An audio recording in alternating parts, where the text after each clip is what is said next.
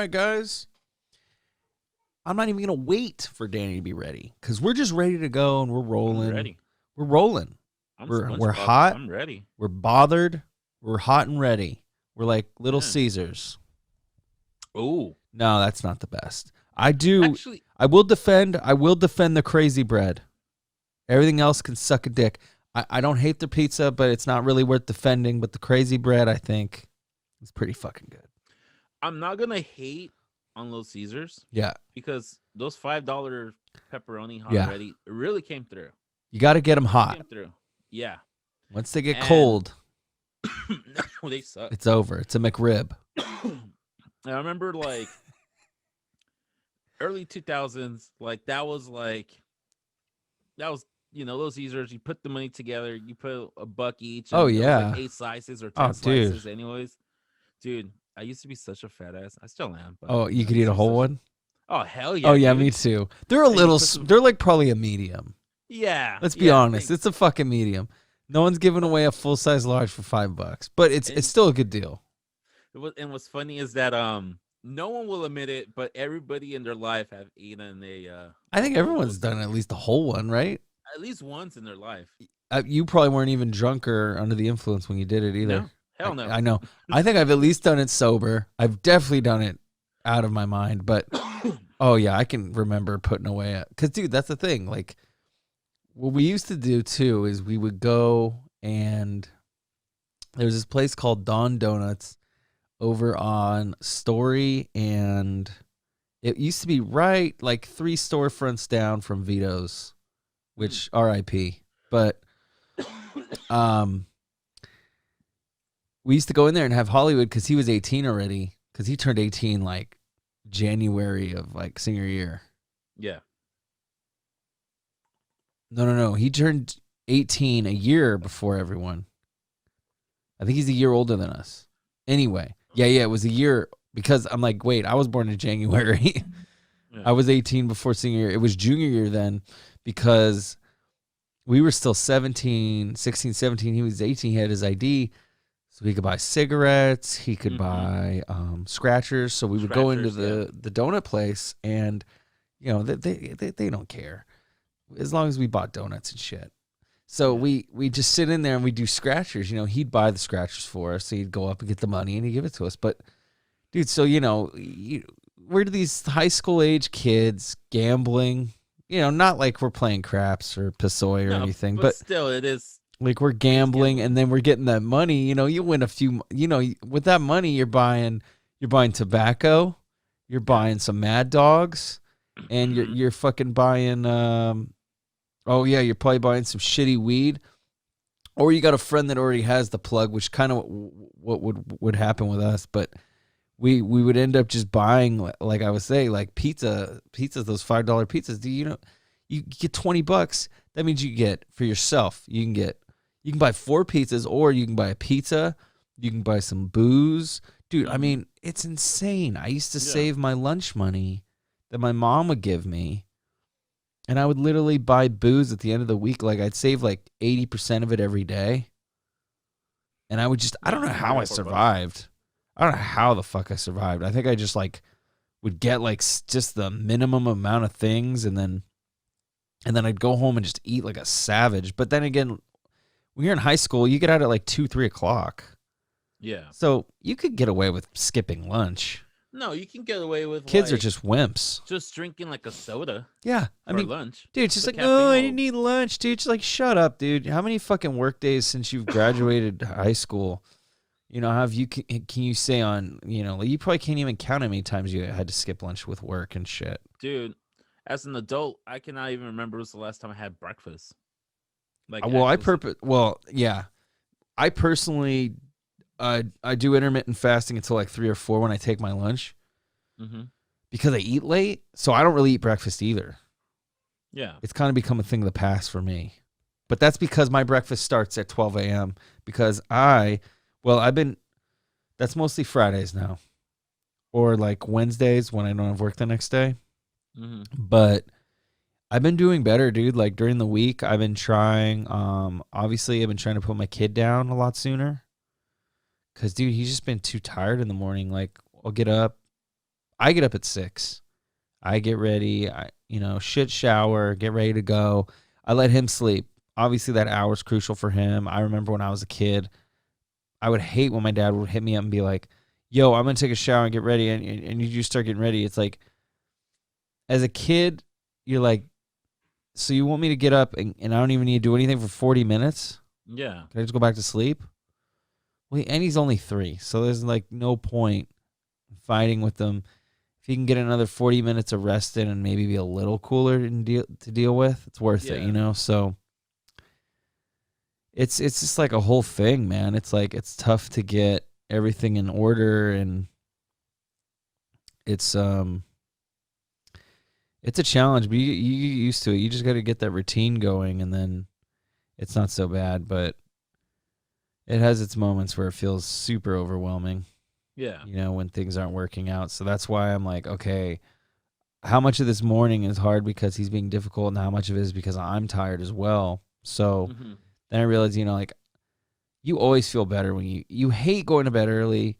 You hate it because you always feel like you're like sacrificing freedom, your free time. It's quiet. No one's up. You can watch whatever the fuck you want. No one's going to judge you. And you always feel like shit the next day. Yeah, absolutely. And then, that moment where you ever have those days where you wake up and you're like, damn it, I slept. Like I wanted to stay up a little later. I knew I didn't have work today. I could have slept in, but you slept. And then, a big part of you is disappointed, like that whole fear of missing out shit. Yeah. But then a bigger part of you is like, wow, but I'm rested and I feel like if I felt like this every day, I'd probably be a lot happier. Yeah. And it's true, like how much, too much sleep isn't good for your psyche either, but lack of sleep definitely isn't good for your attitude, for your mindset, your patience. I already don't have a lot of that. So that's why I'm like, I've been also trying to balance my vices. Like, I've been smoking a little less, and I say smoking a little less with quotes, even though I didn't do it. But the reason is because I'm still smoking. I'm just doing it different ways. Like, I recently just got this thing called a Puffco Peak, which is basically like a dab rig without needing the creepy fucking butane torch. Shit, yeah. I just didn't want that. That was the whole reason why I didn't get into it. I didn't want to deal with that stigma with it, as well as just it's not safe to have a fucking butane torch when I have a small child. And what am I just going to, like, where am I going to leave that? So I'm just like, no, and it seems expensive, and like, no. So I just recently got it's an electronic version of a little rig. It's a tiny little guy. Super cool, though. And it's super efficient because it heats at a certain temperature. So it doesn't, like, burn. It doesn't torch it too much, but then it does torch it pretty good. So I've been doing that, and I've been kind of doing at night. I've been chilling off of that. And then I've just been doing like edibles, so I can kind of wind down and I don't stink as much, and I can just go to sleep. And once it kicks in, it's about 11 o'clock, and I can just lay in bed and watch Sopranos or Comic Book Men and knock out. Yeah, so you have your routine already set up. Yeah, I do. It's a new one. And my goal is to just basically be in work days, be in bed by 11. Not necessarily asleep, but be in bed. That way, even if you're fucking around, at least by 11:45, you should at least have one eye closed or something, Or if you fall asleep, you're already in bed. Yeah. That's something I definitely do. Like, once I know I'm going to lay in bed, I put my alarm, because I'm always like, that's the one thing I'm always stressing about, that I might oversleep. Right. And not put my alarm. So put my alarm. And then once I notice that I'm kind of dozing off and I'm fighting to go to sleep, I'm like, I catch myself like dozing off or like fighting not to fall asleep. I'm like, what the hell are you doing, idiot? Go to sleep. So just, turn off the TV. If it's just something on Netflix or something, just hit the stop button or, whatever. I'm like, I'll save it anyways. And what I've been noticing lately is that I'll wake up like maybe half an hour, like 10 to half an hour before my alarm goes off. And what I do is, rather than like, oh, I have half an hour, I'm gonna go back to sleep, I just turn on the TV, start watching the news already or whatever. while in bed. So I'm still kind of like, I get the satisfaction of me kind of like chilling, not doing Right. anything, but still kind of awake, because I know if I fall back to sleep, once that alarm goes on, I'm just gonna be hitting the snooze fest, and I'm just gonna be super tired. So I'm like, Yeah. if And I'm you're in already a rush. rested, if I feel already rested, even if it's like half an hour before my alarm goes off, then go make my coffee, go to the living room, watch the morning news or something, and just get Mm-hmm. ready for work. Because then, yeah, because there has been times where I'm like, oh fuck, that half an hour, I'm gonna go back to sleep, and it's just I hit that snooze like 2 or 3 times, and it's just like so difficult for me to get back up and go sleep again, or get up and like be productive. Yeah, dude. Motivation for work. Something Yeah. I've never really completely had, and that is our topic this week is do you hate your job? And Yeah. and aspects of it that you may hate, and we got some tips on some workarounds for that, and we're just gonna offer insight as well. Obviously we're not necessarily like incriminating ourselves with current jobs. I can be honest about my current job. I'm not worried about it, but I'm not going to say I hate my current job. I have some jobs I hated in the past. I can use them as examples, and that's kind of what I Mm-hmm. was going to do. Yeah. Um but this article I was reading about it, which was kind of interesting. It was like, it was basically like, are you always unhappy with work? And I was like, yeah, Mm-hmm. I am. And I know a lot of that has to do with me and my outlook, which is part of the article I read too. But it also is just kind of, at the end of the day, we end up where we belong, and we don't understand why we're there, and we don't understand how we got there, but we know that's where we belong. It's just sometimes in the middle of the day, you're like, where am I supposed to be? So I constantly feel that way. I feel like I'm learning as I get older that this is where you're supposed to be. You just don't understand why yet. Mm-hmm. But when you're younger, when you're in your 20s, and then you got this whole mindset of what you should be doing when you're in your 30s, and then you do this whole Yeah. like, it's almost like a mini fucking midlife crisis, which is Yeah. retarded. But you're just like, oh, why don't I have all these milestones done? It's like, dude, no one has any of that shit figured out. Yeah. And I was just listening to a podcast with Chaz Palminteri. Um, he's Sonny from Bronx Tale, and Oh, okay. Yeah. Yeah. he yeah, that's actually his story, not his story, but he Yeah. he was the young kid. He wrote the screenplay, Yeah. and he. So, What were you gonna say? no, I was gonna say, so that's Juan's favorite movie. My brother's Juan's Right. favorite movie. So he knows. He tells me all the fun facts about it. But yeah, that character Jazz or Oh Chaz, no, well Jazz. his real name is It's Chaz. Yeah, yeah. The actor, he was a Broadway yeah. actor, and I think He he had it on Broadway first. Um, similar. and Yeah, he did a one man show version of it, and Robert De Robert De Niro saw it. So, dude. Yeah. Well, yeah. So it's funny that you're saying all this because I know Juan knows, and I think we talked about Bronx Tale before, Yeah. but because I know me and Juan, we have that in common. We love the wise guys and the organized Yeah. crime, which he has in common with a lot of our friends. But um, but the thing I really liked about the podcast was it went into, maybe it was something Juan already probably knew, but Mm-hmm. it was really interesting that Chaz Palminteri was talking about how he had to really turn down all these studio offers to make them film because they didn't want him to play Sonny, and they didn't want him to write. They didn't want him to Mm-hmm. write the screenplay. They were going to get another writer.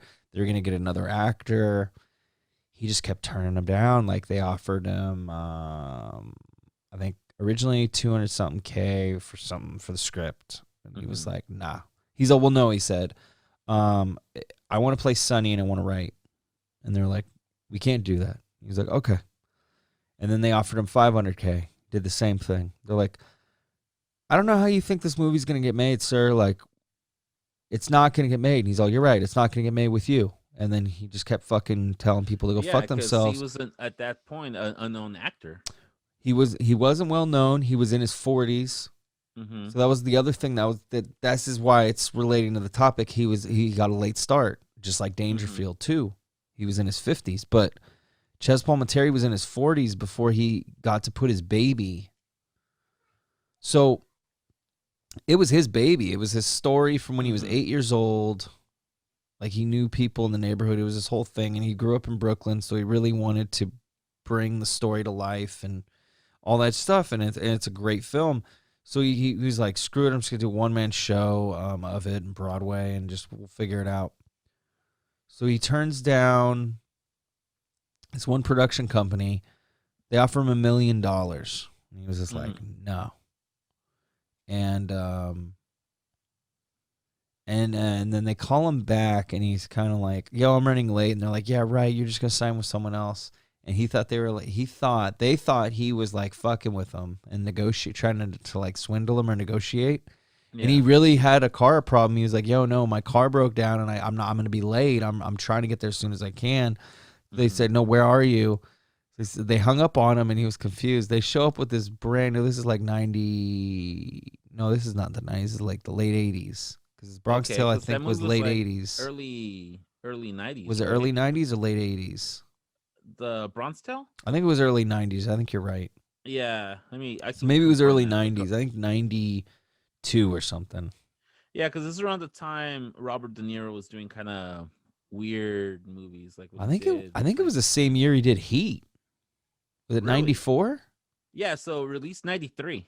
So it was Heat era De Niro. Yeah. Wow, because I think Heat was 94 or 95 or something. I think you're right. When the hell did he did? Well, even when he did Frankenstein, he was still. That was like good. Late 80s, wasn't it? Yeah, Heat was 95. Frankenstein? So yeah, this is or Heat. This is like Heat was 95. Yeah. So this is peak De Niro. It was like peak De Niro. Wise guy, 90s. Him doing like the Goodfellas. Well, yeah, because like, Casino was what 94. Goodfellas was like 92. Oh yeah, dude, it was prime. It was prime. Pesci was doing Home Alone. Like, dude, all these motherfuckers were killing it. So hell yeah. So yeah, De Niro sees him. Like, no. So he does his show, and then one of his agent or somebody says, "Oh, Mr. De Niro," or everyone who knows him calls him Bob, but you always hear them say, "Oh, Bob is waiting in your room, in your green room." So he goes in there, and he's like, "Yeah, man, that was like one of the greatest like one-man shows I've ever seen in my life. Like, what's up with this movie?" And he was like, "Yo, like I gotta play Sonny, and I gotta write the screenplay." So then Robert De Niro goes, No. You're gonna play Sonny, and you're gonna write the screenplay. And here's what you should do. He's all, I want to write. He's all, here's what you should do. You should write the screenplay. I'm gonna play your dad, and I'm gonna direct the film. Yeah. And so he basically, and they made, he ended up holding out a little longer, and he got $1.5 million for it. Mm-hmm. But they made, the movie got passed up so many fucking times, like, dude. And so he made his money, and it did pretty good. I think it did better once it got released on DVD. Of course, it's tape. one of those movies. It is, and most movies, I think 90% of movies make their money that way. Yeah, it's rare when a movie can era, blow out. Just waiting until it was well, and then and everyone knows even good movies that do great in theaters do better on film, or on tape or whatever it's called now, on release. And on streaming. It was just cool to see and hear someone that stood up for what they believe in, and didn't compromise their efforts and creative freedom, and saw and knew. Because you know what he told the guy too when they're like, "This movie's never getting made." He's all, "This movie will get fucking made. Maybe you won't make it, but it'll get made." And then he said, and he's all, "How do you know that?" And he's all, "Because the story's too fucking good." And that's like literally we told him, and he was true because he realized too. This was before he had like an agent. He was like, once people are like annoyed about you, not agreeing with them right away, he's like, that's when you got something. Like, they're troubled that they can't weasel it out of you. Yeah. So because they know they can't swindle you because you got street smarts, they're fucking like, God damn it, is he playing me? Is he is he oblivious to what we're doing here? Obviously, it's that he doesn't want to get fucked over, and it's his baby. Can you imagine if he took the fucking $500K or something, and he just the movie would have never been the movie. It's funny because like the fact that he plays Sonny, the character Sonny, and I think he came out, according to Juan, he came out and says like, "No, I'm gonna play him because I know who he was. I know exactly. That makes sense because he would have to explain it to someone else, Yeah. then they would have to understand exactly what he's saying. Then they would have to do research on what he was talking about, because then The they have to become the guy. mannerisms and- Exactly. Yeah. So if you're going to study him that much anyway, you might as well make him the fucking dude. And Yeah. he stole the fucking movie. Oh, Ches that movie Palminteri is was all that about him. movie. You might think it's about Z growing up, but no, it's about the life of Sonny. And speaking of Pesci comes out also 2 times. Who? Joe Pesci comes out. Oh, in that's it right. too. He was one of the made men, right? He was the guy who, like, He was an OG, right? the OG's like, oh, watch their fucking head, because that's where the shooting happens. Sonny shot that guy. Right. And then Z. I mean, if you haven't watched the movie, it was No, go released fuck in yourself. 93. Get Yeah. your fucking Get your shit get your together. shit together. Z doesn't snitch out, and he goes, we did good, right, Dad? We did Yeah. good. And Robert De Niro's character goes, yeah, we did something good for somebody really bad, or something Yeah, like yeah, yeah. that. And then at the end, at the funeral, no one is crying except for Z. He was actually like, because this guy was like a father figure. He was to a him. father figure for him. He was his hood father. Yeah, The guy and in the then, streets. You know, Robert De Niro comes in. He pays a respect to his son. He's like, "Hey, I hated you, but it's because you made my boy grow up, and faster than what I wanted him to grow up." And then Joe Pesci comes out, and I remember, Oh, that's right. Z- That's where you see him, because he was at the funeral. That's right. Yeah, and Z goes, "Hey, was that fight over a parking spot?" And Joe Pesci character just goes, "No, it wasn't," and then he just walks away. And it's just funny because, like, Wait, I because feel... did Pesci kill him? No, not Pesci. Pesci came out and he, like, started the fight, but Sonny came out and did the shooting. He kind of shot him, and everybody got away and shit. But there, yeah. So the whole point of it was he was just basically saying, he's like, his hole got punched. But I mean, when you're a wise guy, a made man like that, any minute it could be your time. Exactly. And it sucks analyzing the movie. Last thing about the movie, I think when Z finally figured out that fight was, because there's his whole life, he thought that fight was about a parking spot. Right. Then you realize, oh shit, Sonny was really involved in, like, really deep Yeah. shit. Hell and yeah. He finally realized what he meant was, Dad said, like, yeah, you did a good thing for a bad person or something. So it kind of, like, shattered his idea. It was like the only innocent thing that he held for Sonny. Like, he knew what Sonny was and what he represented, but that was, like, the one thing that he still held down as, like, him being innocent and being nice, which he was. Well, and that's the thing too. He grew up with this guy as a young child. So when you're a kid, you see bad things, but you don't see them for what they really are. Exactly. So when you see someone nice to you that does bad things undercover, kids don't see that. They just see someone cool. Whereas someone older can understand the difference and be like, yeah, that guy's cool, but he's also does some fucked up weird shit on the other side of it. And I think the whole night, like, when he died and when Sonny got shot, because remember, he was gonna take that car, but the car blew up, or they found, like, a bomb in that car, and he thought, oh no, Z went on a date with that girl, right? And then she'd unlock the door and all that. Yeah, and then when they got the car, they said they found, like, a strange package, and they thought that Z put a bomb to blow up Sonny. Oh, and yeah, Z's yeah. like, dude, you're like a father to me. Why would I kill you?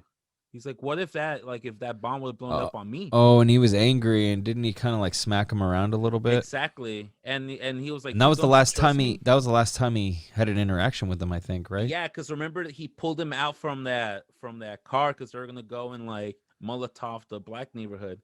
Right, and all his friends, and he stayed behind because he was like, nah, I ain't down with that shit. He stand behind because Sonny pulled him out and beat his ass. Well, yeah, because he knew those kids. He knew those kids were gonna die. Yeah. And that is the foreshadowing, right? Because didn't he see the car crashed and they were all fucked up or something? Because he knew there. The thing about Sonny, and that was the good thing about that movie, was even though he was a flawed individual, he didn't want Z to end up like him. Exactly.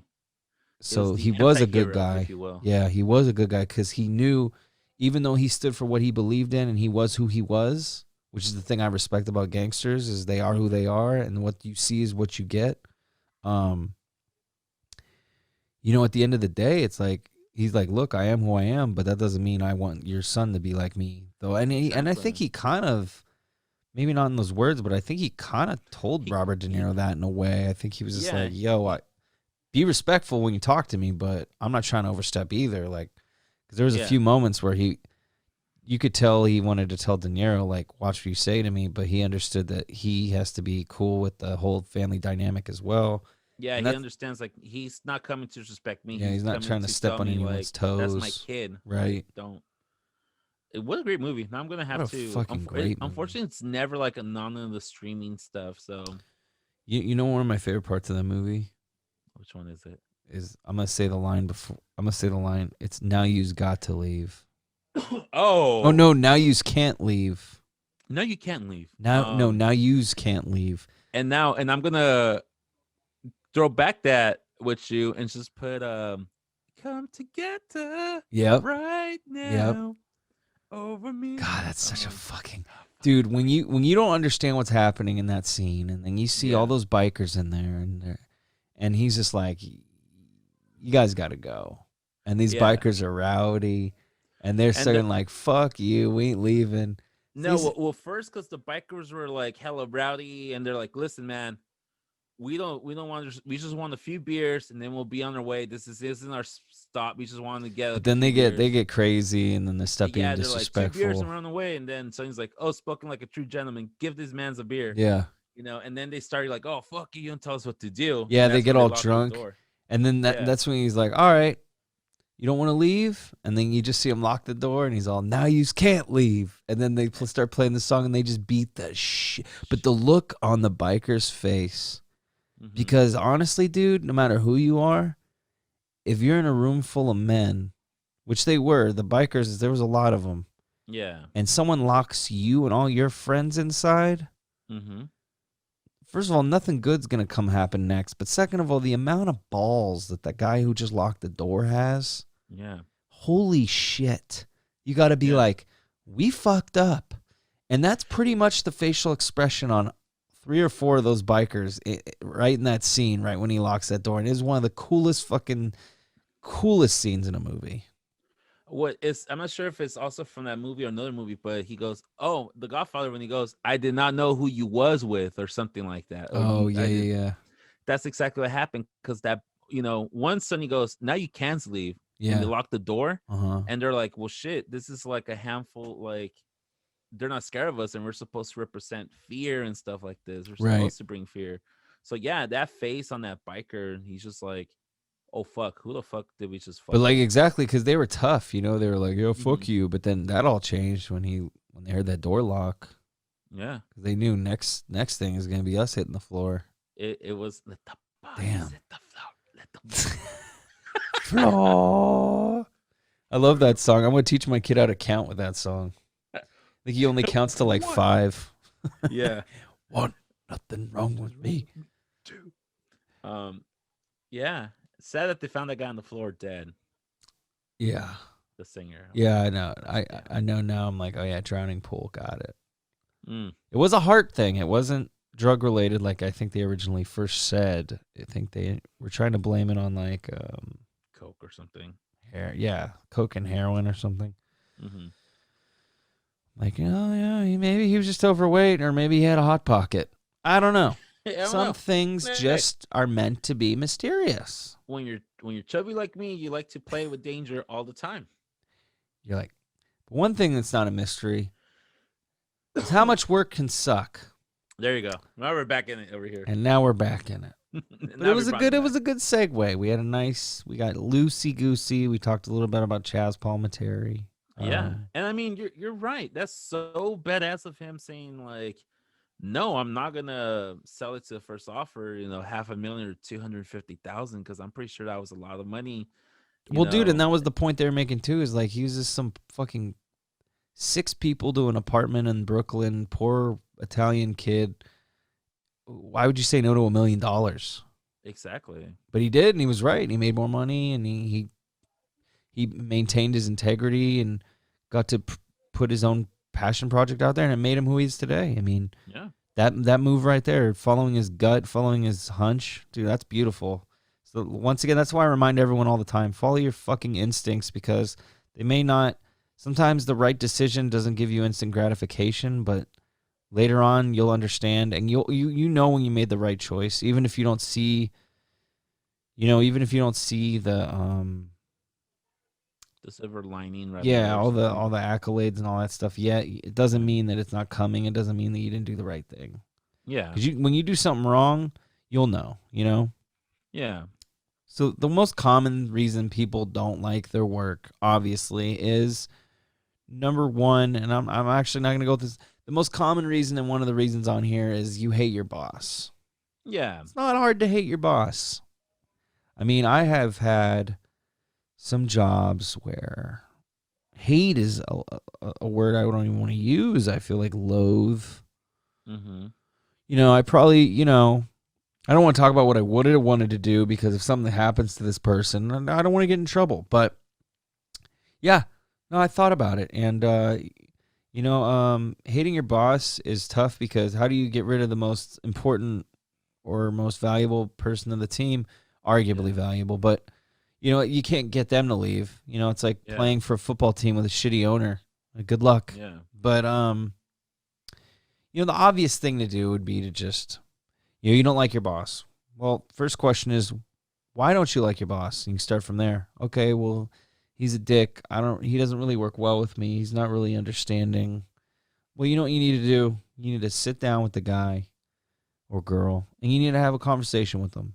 You can just say, Yeah. look, lately I've been noticing, because here's the thing too. When you go up to a person of authority and you voice to them your frustrations in the proper way, not whining, not talking down Mm-hmm. to them, not complaining, Yeah. but in a respectable, like even tone, they're gonna look at you better. They're gonna be like, okay, this person is on point because one, they're talking to me about something that they feel is important. They're coming to me in a professional manner. Like these are all managerial skills that they're gonna see. Okay, cool. So you pulled me aside. I didn't have to pull you aside, because that's a good sign too. If you're comfortable enough and confident enough with your position where you can pull your boss aside and talk to him, then that's what you should do, because if you're confident enough to talk to him, he's going to have trust. Him or her is going to have trust that you are going to be confident enough to talk to other people. And that's what Mm-hmm. they want. When you're in a position of management, you got to delegate, you got to communicate. All those things are super important, So And be delegate and able to communication. communicate those not so desirable conversations. Exactly. That's Yeah. like kind of like constructive criticism. Exactly. Sometimes bosses need to hear it too. We just got to be smart with the way we Mm-hmm. present the information, and the other thing, this is one of the ones I took from this that I really liked. I changed the wording on this, but this is what I said. Another option when you hate your boss, step up your shit, because Yeah. most likely you're not really hating your boss. You're hating your interaction with your boss. And Yeah. sometimes the cause of that shitty interaction is you being shitty. Yeah. So we don't need to necessarily beat ourselves up, but we need to be a little more fair with the situation and understand that if you were him and you had to manage someone that wasn't maybe necessarily working as fast as they could or on point, you would say something. So Yeah. keep that in mind. It's not always a personal attack. It's business, you know, and that's sometimes the thing I have to remind myself as well. It's And, not easy. and you know what, Coop? You bring up a good point, because if you're, I know when you're like, oh, I have a meeting with my boss, and you're like, oh, I'm fucking dreading this meeting, Right. because I fucked up on something.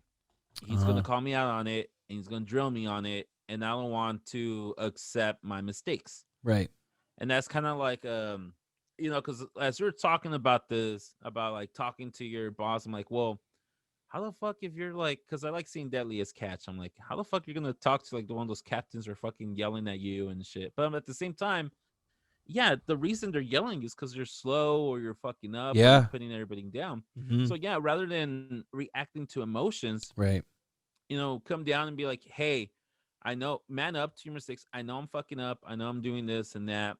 But, it just brings me up more anxiety and more stress when I have you yelling and have everybody else yelling. Right. I'm not saying take it easy on me, but just, be mindful of that. Mm-hmm. But I do acknowledge that I'm messing up and I need to step Exactly. it up too.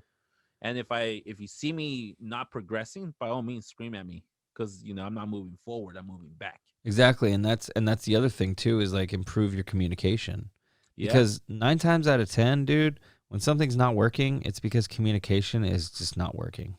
Yeah. Always.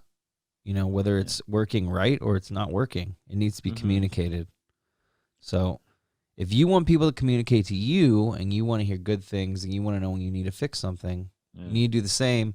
And you can't be scared to give people that input, I think Yeah. some people are scared to, because I've worked in corporate environments, man. I've worked in a lot of jobs. I've worked in small jobs where I knew the owner and CEO, kind of like where it is now. But, Mm-hmm. and then I've worked corporate jobs, man.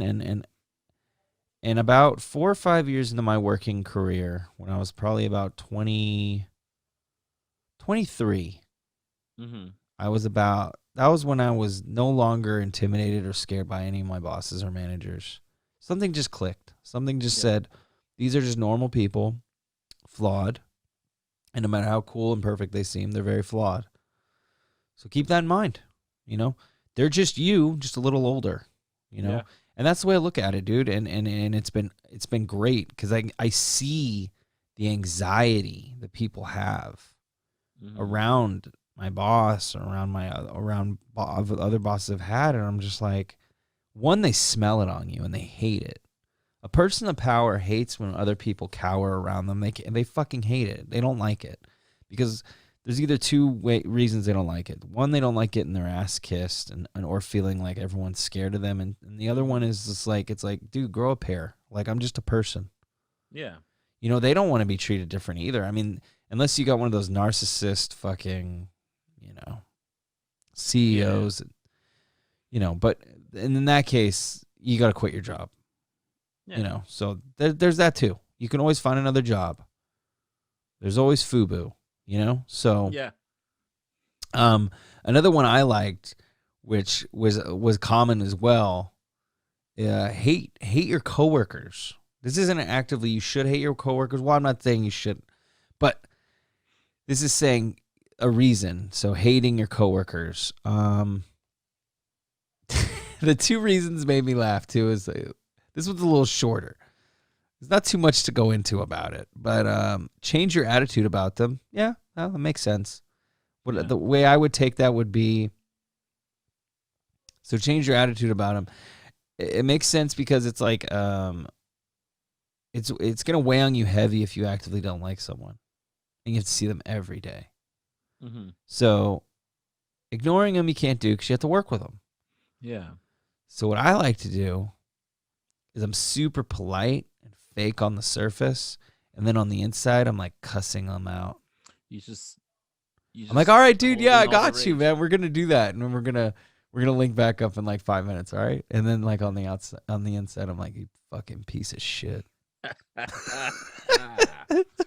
Now with me, dude, like I was thinking about it, and like I don't think I ever had like a bad boss. I'm not saying Right. that it was always been like biscuits and gravies. I'm pretty sure we have clashed before with my boss. Even my current boss at my current position, like he's Yeah. a super cool dude. Like both of my bosses, so like Hell yeah. nothing like that. Coworkers, yeah, I had some that are kind of whatever, but they usually the ones that you have problems with, they kind of like whittle Yeah, they'll themselves out. kind of like stop flocking around you.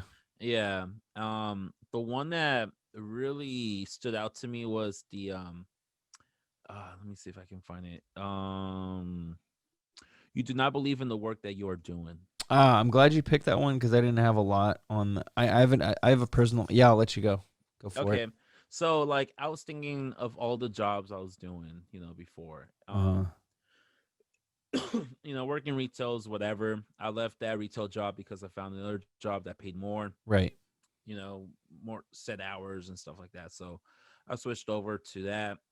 And that job was fun and all, I was getting paid like crazy and everything. But after like a year or two, yeah, I didn't like what I was doing because not because of the job in general, but I just didn't believe in the work that I was doing. I didn't like it no more. Like Mm-hmm. I didn't I was working in the call center and like I didn't want to get bitched at for 8 hours, about something.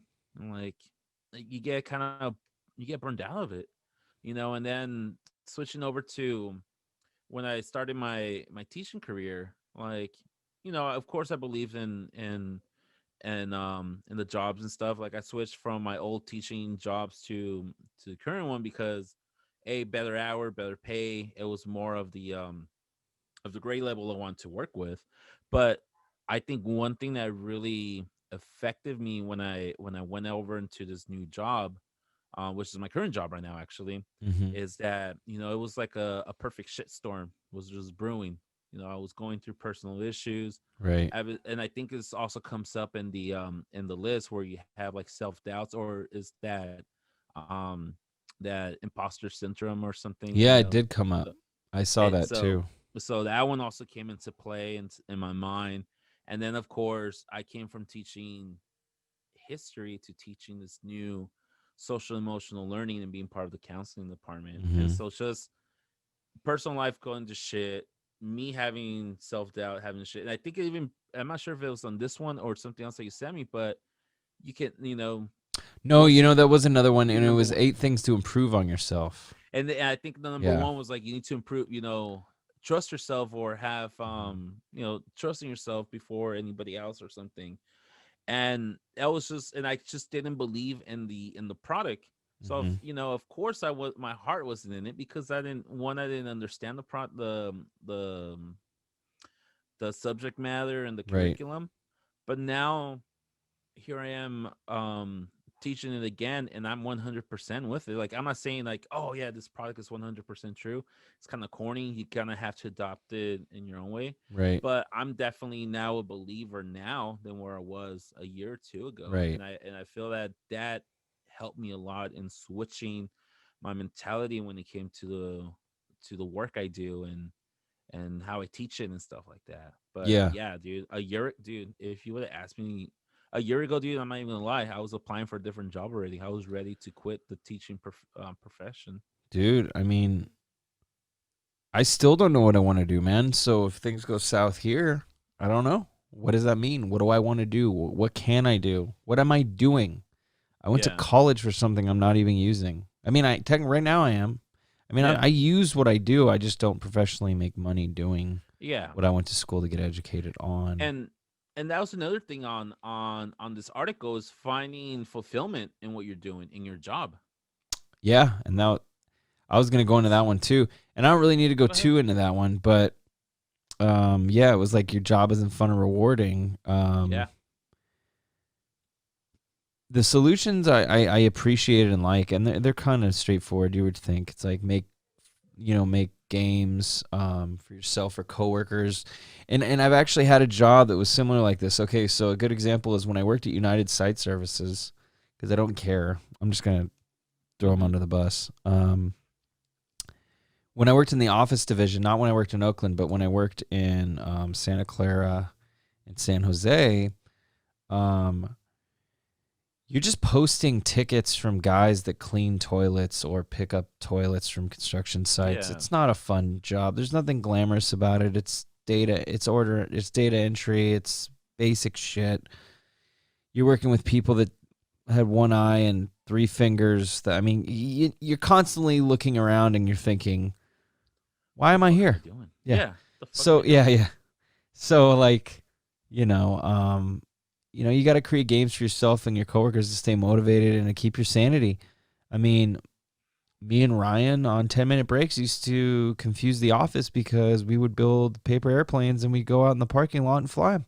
Yeah, maybe the office would mock us and laugh at us for being complete morons and think their Childishness. IQ is less than a grapefruit. But, Yeah, we had our fun and we giggled together. yeah, And we were known as, when we worked together, we were known as the Ryans. yeah. And then uh, David, aka Baby D, Yeah, worked there also. he did. He worked at a different location. Josue was where it was me, Josue, and Ryan in the same office for Oh, about that's dope, dude. six Such a cool months. guy. Oh yeah, he's great. Yeah. We would always have fun though, because he is a. So the thing about Josue, and this is totally a compliment, is he is totally like your ideal employee. Mm-hmm. Like even when me and Ryan were like over it at United, we are like, dude, this place sucks. Josue felt the same way, but he never outwardly said it, and he always worked his fucking ass off. Yeah. And that's the thing about that guy. is even when he wasn't getting rewarded, he found ways to reward himself and reward others with his positive attitude, Yeah. which I just totally looked at and it was like, man, that's how I need to be. And once him and Ryan left, and it was just me, and then I worked there for another like 3 or 4 years. Yeah. But I kind of took that position over, like I almost kind of evolved into Josue meets Ryan. Like I was the kind of the vet guy that would help people, and then I was also like the class clown that just didn't give a shit. So like it was fun, and then for a while I kind of was like almost being like a supervisor to a point, like with the fencing department, and then but anyway, like me and those guys, we would come up with things to do, and it was totally like, because that's really what management is. Like you have to find ways to keep your staff happy. Your morale is very important. And the thing about United is they were very piss poor about keeping morale up. They didn't give a shit. And well, when you have was he a Cincinnati Reds farm system roided out freak as your CEO, then that's what happens. Yeah. I don't know what Ron Carapezzi's batting average was right before he left the big game, but I'm pretty sure he can put away more cannolis. So yeah. Let's just say he was a good sized, roided out dago. It's funny because when you describe your boss, it also reminds me of Colin Farrell's character on Horrible Bosses. Yes. Same kind of mentality and personality. Body type a little more like John Taffer. Okay. Like big guy, looks like he used to Bar Rescue? Yeah, looked like he used to be like a big fucking muscly brute kind of guy when he was younger. Back in college. Yeah, but then got a little smaller, but he still got the frame. Yeah. Yeah. This dude is just total meathead, the CEO we had. He was just a total fucking meathead.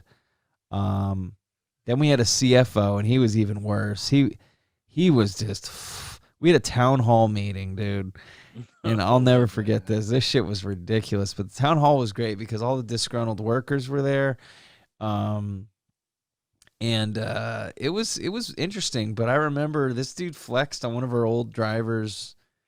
He's like, "You're gonna have to excuse me. I'm old school," because he didn't understand the verbiage, whatever the CFO was saying.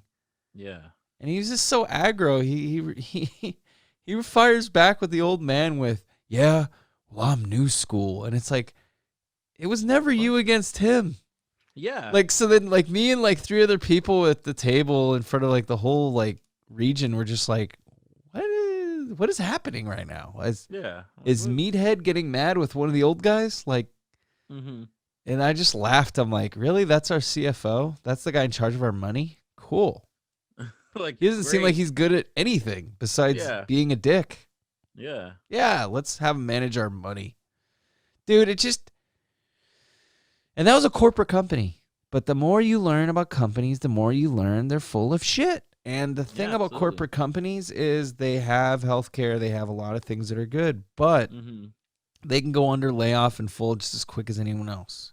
Yeah. And actually, the funny thing about United is mostly everyone I know that work there that isn't in the actual work of being as a driver, doing physical labor, have all been laid off. So either they quit or they've been laid off. I don't even know if I know anyone that works in there anymore that isn't tech. So I don't care if I talk shit. Even management-wise, I think they all got fired. Yeah. I mean, it's been so long, it doesn't really matter. Well, it hasn't been that long, but it's been long enough to the point where I know I'm not going back. Okay. But yeah, I mean, it's I got a lot of horror stories from that place, but there's another one. What's another one that I liked? It's kind of like Job Isn't Fun and Rewarding, but it's, I think you did that, right? Feel Stagnant. No, you did that. Feel Stagnant. Did you do that one yet? I don't think we talked about that one yet. Bored and job role. Bored and stuff. I've never felt. I mean, I've definitely had jobs where I'm just like, what the fuck am I doing right now? Like, what's going on? But definitely also like, just in general in life, I've definitely had some moments in my life where I'm just like, like you kind of said earlier in the show, like we set this like milestones that no Yeah. one really some social milestones upon ourselves that no one really there's not a lot that says this, but we Yeah. put them on ourselves because we think by a certain age we have to be this or that or else you're a failure. Right. And I think there was times in my life, and this still happens. I'm not gonna say I'm over it, but like there's still times where you kind of like set back and you're kind of like, what the fuck am I doing with my life? Like, and same thing with like your job. You're like, you seeing the new guy getting promoted and moving up or finding a new job, and you're kind of like, rather than seeing that as a motivation to kind of better yourself and like, you know what, that dude got a new job, I'm gonna also gonna look for a new job. You're kind of just like, creating self doubt, and you're like, man, what the fuck am I doing wrong? Like still here, like in Right. the same position after years and years. Well, and our society's kind of been grooming us towards, I mean, one, we got the American dream, which is still one of the most beautiful, great things about this country, whether people want to admit it or not. It's true, man. You go to a lot of other countries, how many people can think of a stupid idea and then the next week or 2 years from that point be a millionaire? Not a lot of countries. Look at the guy who sold the pet rocks. That's what I mean. Yeah, And I don't even care how old that example is. It's true, though. it's true. You It know? happened.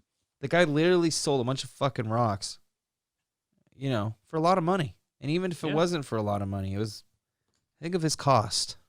He literally went to a Yeah. mountain and got Yeah. free Pretty sure he didn't resources. buy them. Yeah, exactly. And then you just put them in a little box with like fake grass or something, and it was your pet rock. Dude, he probably spent more money on the fake grass and the box than he did the rock. Absolutely. And the rock was the focal point. Isn't that And funny? what he was selling that for, what, $10 a No, I don't box even or know. something? But yeah, I mean, dude, I'm sure Something the ridiculous. overhead was probably insane. That's an insane markup. Yeah. If you think about it, like bottled water, like, Oh, you pay more for the vessel than you do the water yeah. itself. Yeah. Who was it? I think somebody used to do a commercial where it was like, "Oh, you missed your chance on the next big thing." And I remember this commercial was like a couple of friends, and they're like, "Oh, look at this water! Look at the spring water! It's fresh, it's purified, naturally purified. Yeah. So we should put this in a bottle and sell it." And one of his buddies goes, "Come on, Tom, who's gonna pay $1 for a bottle of water? Yeah. Water's free." And like you're like, yeah, he's right. Now, like, you're lucky if you pay $1 Be- for water. You know what so much of that is too, dude? A lot of it is the fact that, and I don't even know how much of it's true though. Like we really we educate ourselves on what things are, but then sometimes I don't know whether or not we're educating ourselves properly because when I was growing up, tap water didn't have this like negative stigma, but that was also 20 plus years ago. So in 20 years, we do learn new things. So Mm-hmm. am I going to say tap water is going to kill you? No, I don't think it is. Um, I do understand why people think it's not as good. I mean, definitely to me, the main thing is it just doesn't taste as good. Yeah, that's true. So that's how much of a fatty I am. I go more.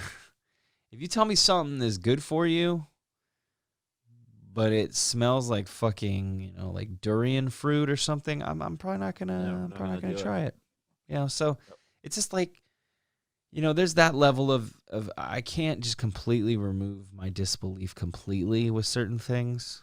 Mm-hmm. I'd have to be like on my deathbed or something. I don't know. But yeah, that's why I'm like, no, I can't always get 100% behind that.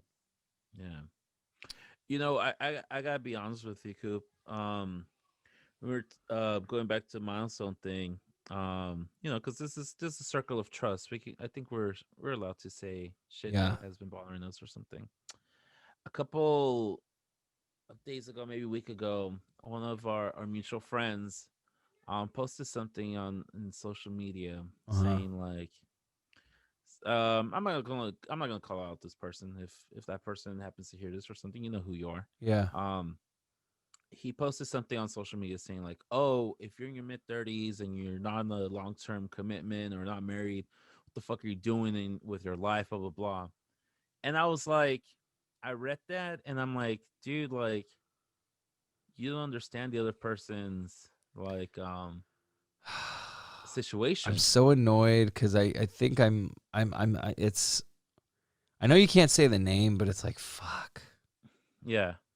Can you text me? Um, I can tell you later if you really if you Still don't really help me want. understand. 'Cause, yeah, it's all Yeah, good though. but like I read that and I'm like, dude, like here's and not to sound like narcissist or something. Oh, Right. it's all about me. But shit, this is about me, and this specific episode or Yeah. this freaking podcast is about me. Yeah. I'm like, dude, like, don't you think as a person in my case in my mid 30s already, like, who hasn't been married, who's not currently in a long term relationship or anything, don't you think I already fucking know that, dude? Like, this is the whole, kind of like it goes with earlier, like But like, people, you feel does this like everybody's passing yeah. you on, But does this and I'm person like have those things? maybe. So wait, they didn't even I, say whether they did or didn't, but they're saying you're a failure if you don't have it. I think they. I mean, I'm pretty sure they did. If you're calling, That's what I mean. if you're Like you're saying, still a piece of shit, but yeah. you're a little bit less of one. No, I don't know. And I'm not Just sure if this person was just like, oh, just trying to be funny or like not being, um, not to be taken serious or something. yeah. But either way, I'm like, man, like, I get it, I get it. Um, I get where you're coming from, and this is like this whole society based stigmas or something that society based stigma that is put upon us, and it creates, dude, a year ago when I wanted to fucking die and used to hate myself for waking up every morning, um like it was one of those things like that would come to mind, like, dude, what the fuck am I doing? I'm a Right. complete failure, so it's kind of like, I think as a society, especially like as male culture and stuff, like Right. we need to like step back and realize like why, Oh wait, like what's the I need for think I this. know. I think I know now. Oh, I just texted you also. Oh. No names though, no No, names. I'm not going to say anything. Yeah, but yeah, it was just funny that we brought it up earlier, like the self expectations Yeah, and I stuff knew like who. that. I knew. Yeah, I was right. All right. Like, yeah, It we just popped we into know my our head because I friends, we know the remember. company we Yeah, I keep. remember reading the post, and then I was like, "Really?" Yeah. So no, I think I remember too, and I was like, "Yeah, I didn't agree with it either." Mm-hmm.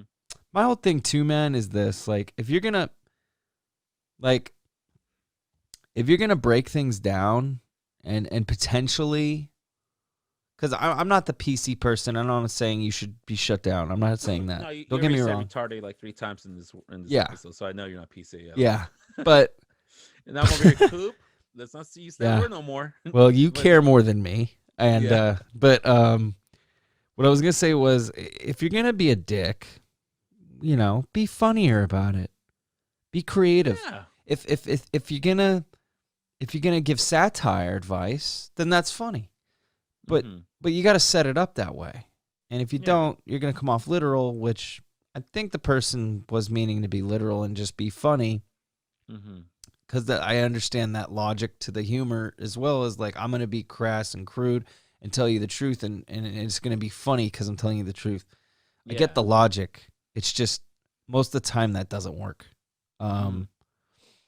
Also, like at the end of the day, like, yeah, sure, we love when famous comedians maybe they bust their balls, or really funny friends bust their balls. But at the end of the day, like, they know how to do it. They got the rapport with you, and it happens. It's funny. Mm-hmm. But most times than not, if it's something like negative, and we don't have that rapport to just joke, it's a better idea to be a little more on the opposite of it, like more like positive, more inspiring, Yeah, constructive. From yeah, what I remember about that post, it wasn't very constructive at all. It was almost mocking. Yeah. It felt kind of like an inside looking out mocking, like, this Mm-hmm. is where I am at, and if you're not even there yet or want to be, then you're a fool. Kind of. Yeah. It's just that bugged me too, bro. And the thing that you got to understand, and I mean you in general, not you, Danny, but Mm-hmm. the thing we need to understand is when people do things that strike us as wrong or ugly, right? The main thing we have to remember is, these people are going through pain, Yeah. because the only reason you dish out shit like that is because you're taking it, Mm-hmm. and it's just like pressure. You have to let pressure out, Yeah. and that's the way I look at it. And it doesn't mean it makes it any easier for me not to get pissed off at people. Don't get me wrong. I Yeah. all the time I lose my cool, but Yeah. there's just moments like that, especially with social media, where, and I know you're not reactionary at all, but Yeah. there's moments where I'm just like, no matter how I feel about whatever this person said, I need to get over it because it's just their opinion. Yeah. Exactly. And who gives a fuck what they think? Yeah. And then the other thing too is, it's just like, dude, you know what you could do? And I'm not, I'm just saying, as a Yeah. Yeah. In solution, not general. you, Yeah. but Yeah. But in I've general. done this, and I did it this week. Mm-hmm. Yeah, unfollow them. Yeah. You know, if you want to just not, you want to delete him as a friend, go ahead and do that. I support anything social media related, because at the end of the day, social media is hindering us right now. And Yeah. unfollow him, dude, because at the end of the day, it's kind of a nice passive way to not make a big fuss about telling someone to fuck off. Yeah. It doesn't alert them that you're not showing them. They're just not going to show up in your newsfeed anymore. And to be honest with you, if it doesn't sound like that's something you want, so Yeah. that's what I kind of did. I'm like, okay, if something annoys you Yeah. constantly, if someone is annoying you constantly, and just like, all right, I get it, Yeah. unfollow them. It, I Easy. mean, it's just that one post, and like you said, it kind of sound like, well, that's your opinion, No, but whatever. I didn't mean that towards you No, no, about no. that. But I like, just that's meant in how, general. That just is in a general. solution. Yeah. Unfollow people. Absolutely. And I've definitely done it like on Twitter, Yeah. or with like people following me or me following somebody, and then like, oh, you're putting that. I'm like, oh, like, yeah, if that's gonna bother me, might as well just unfollow you, so I don't see Yeah. it. And it's just like, like, I'm sorry, I don't agree with what you're saying, and I'd rather not see that in my feed while I'm trying to, like, Yeah, and it's yeah. just not even a fun topic. It's like, even if you are doing that, like, good for you, dude. You and Yeah. how many other fucking people? Like, Yeah. let's all clap our hands because you can walk. Like, Yeah. good for you, dude. You have two legs that work. It's not worth Yeah. clapping for. You're not an infant. No, it's just stuff like that bugs me. Like, take your win, dude. Go ahead. If you think it's a win, take it. But don't gloat Yeah. about it and try to make everyone else feel like shit. Just take your fucking win. So I But don't anyway, know. yeah, I got you. It That kind of shit bugs me. No, but it kind of goes with what we are saying, like feeling like when you're feeling like you're going nowhere or something, because that's definitely Yeah. something that we always talked about, that we felt when we talked about our mental issues, and our our mental health and stuff. Like, I know I felt it a lot, like especially like mid 20s. Like, I'm seeing everybody who I went to high school with, like, graduating college and moving on Yeah. to working careers, and I'm over here like, oh, I didn't finish college until I was like 28, you know, Yeah. and then now working, and I'm like, oh yeah, this is my X amount of years of school, which is cool. Like, a lot of people are, they respect that and stuff, but at the same time, I'm like, dude, if I would put my shit together, like, I would have been in my mid 20s right now, with if I would have like finished school and started, like, I could have been right now X amount of years, like 10, 15 years deep into my career already. Like, I Yeah. could have been a freaking admin or whatever by now. I could have been so high. But I don't let that bother me, because I like my current position. I like Mhm. my current job. I love what I do. I love um where I work at and for who I work for, like my Right. aka my students.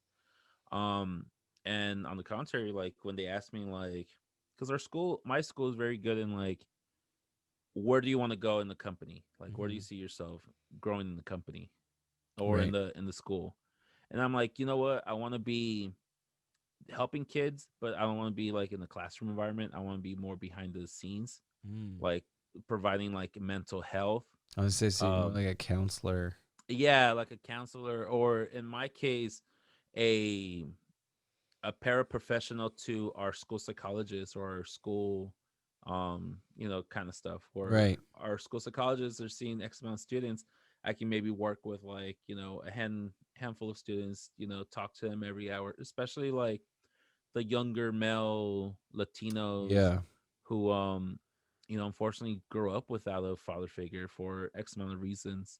Mhm. um and I think that's what our community here in East San Jose really needs. Like, they need, I'm not saying I'm a fucking know-it-all Dude, you're Edward James father figure. Olmos. Fucking No, no, I'm not trying to teach calculus to the what gangster kids. stand it is But that stand and deliver? yep, great movie, by the way. I just saw it because the thing's on Netflix. I just saw it last week, and I'm like, you know, this movie's fucking cheesy as hell, Yeah, it is. but it's still fucking good. And the It's so message fucking is inspirational. good. Man, You know it's what you like, know what it is cheesy as hell and it's 90s because yeah, even in Criminal Mind or Dangerous Minds, yeah. Gangster's Paradise, Coolio. Mm-hmm. So even if you watch and in the Substitute's a really good 90s action movie. But With yep, Tom Berenger from Major League. yep, the catcher, Yep, the main turn guy. coach. Yeah. Yep. Dude, so great film. Substitute, great movie. But if you watch Absolutely. Substitute, Dangerous Minds, and Stand and Deliver, and pretty much every rebellious school movie from the 90s, it does not, the dialogue with the students and the teachers does not quite hold up.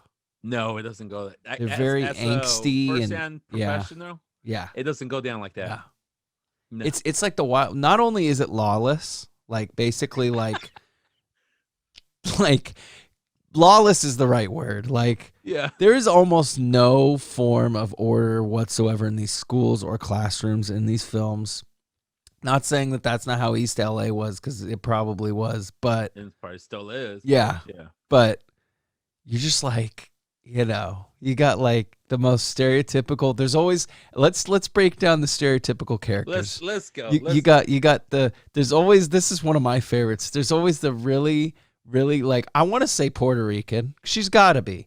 She's really loud Puerto Rican, like got a lot of attitude, and she's like, you didn't have to do that. Hey, Jamal, you don't got to be so mean all the time, or some shit like that. Like, there's always her, and then like there's always the fucking misunderstood, like soft-hearted poet gangster fool that sits quietly in the back. Yeah. And that's maybe like Lou Diamond Phillips' character in that movie, I guess, kind of.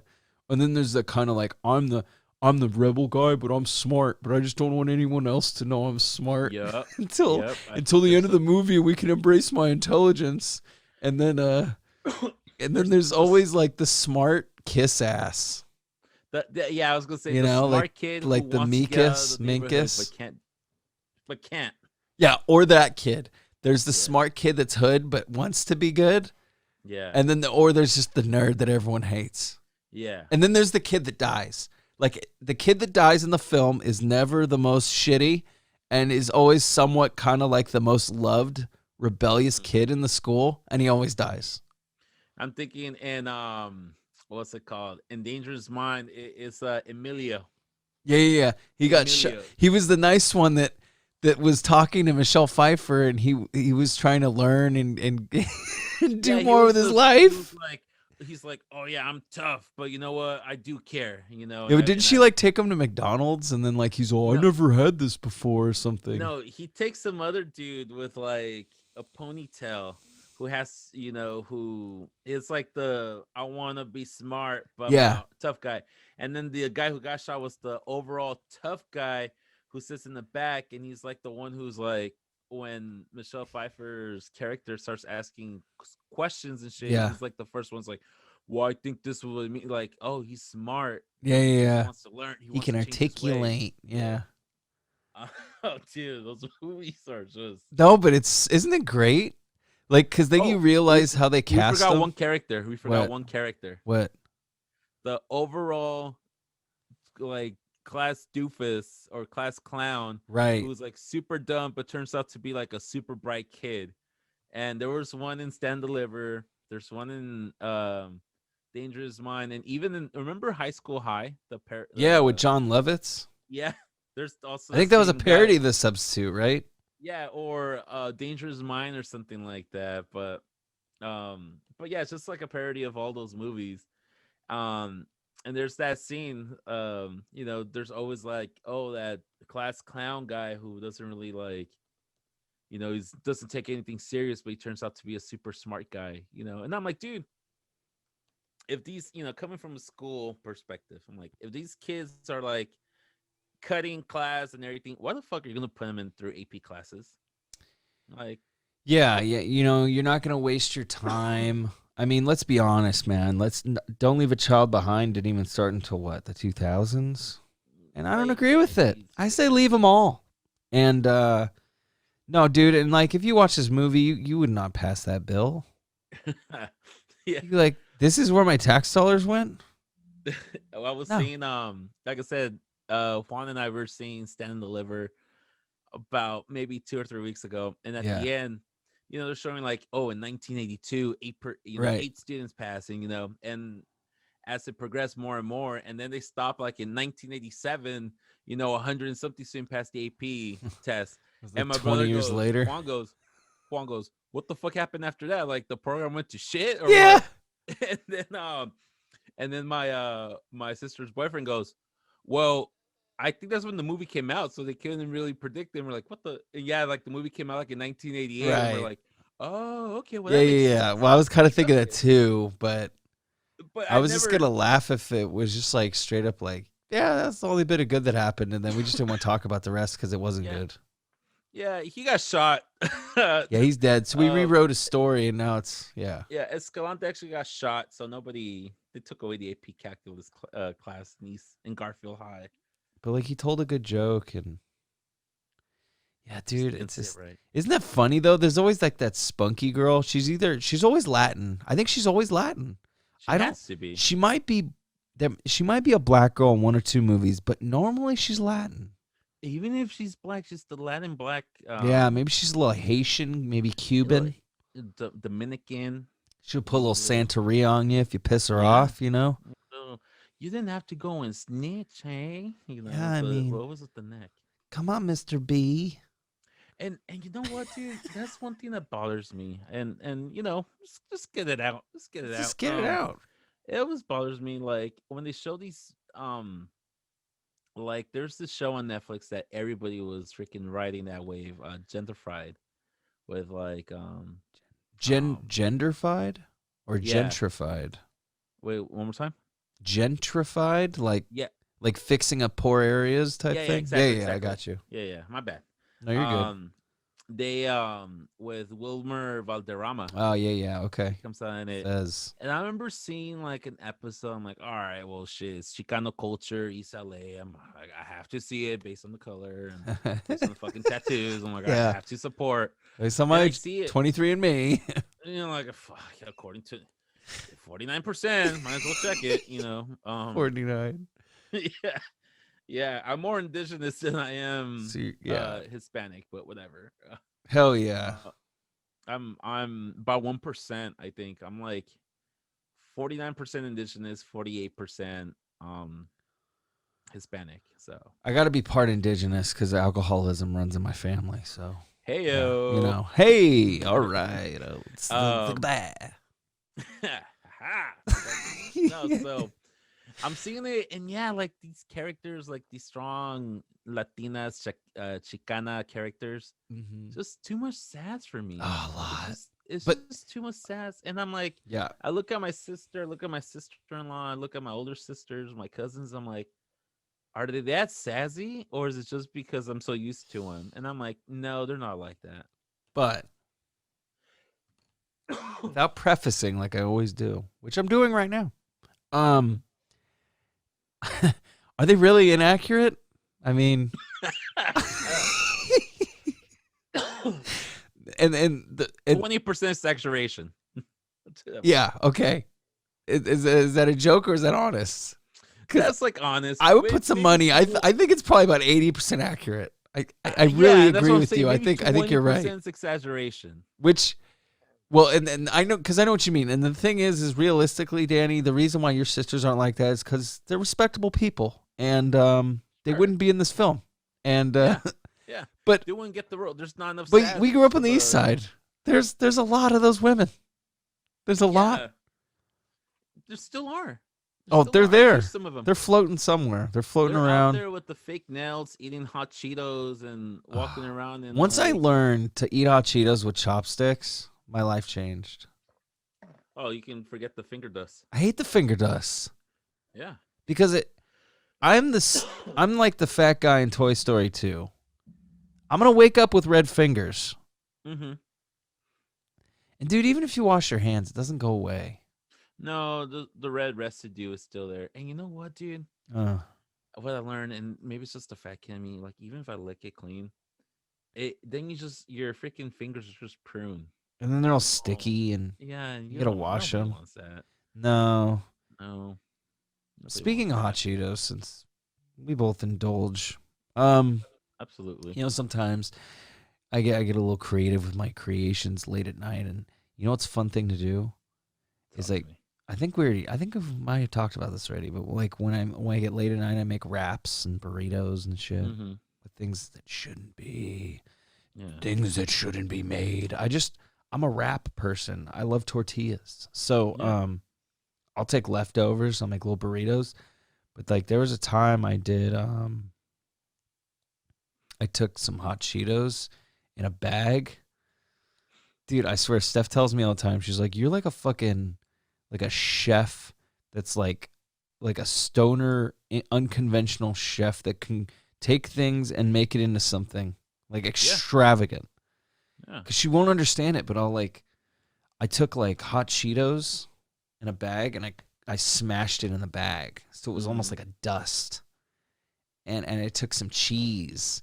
And I took some sour cream, and I like made my own like dipping sauce. And then I took the hot Cheeto dust and I sprinkled it into the burrito. So it was like basically hot Cheeto essence was in the dude. It's just like when you watch Food Network and you just basically steal ideas. Yeah, nothing's more fun than when you can implement those stolen ideas into your own food. Listen. On Saturday I tried my first McRib, and I we lost this bet through the L3 podcast. Or we didn't lose a bet. We told our listeners if a tweet got retweeted like 25 times, I was gonna eat my first McRib. So Ryan tweeted it. No, I'm kidding. Yeah, and we all, it got retweeted. It got retweeted like 28 times, and I've never had one. I was like talking about, I'm like, do I really need to go try McRib, or am I okay? And everybody's like, oh, don't try it. I tried it.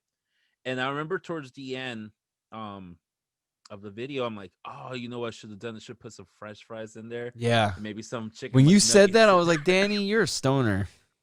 No, I'm like, I'm pretty sure. I think this is why everybody thought I was a stoner when I was in high school. Oh, for sure.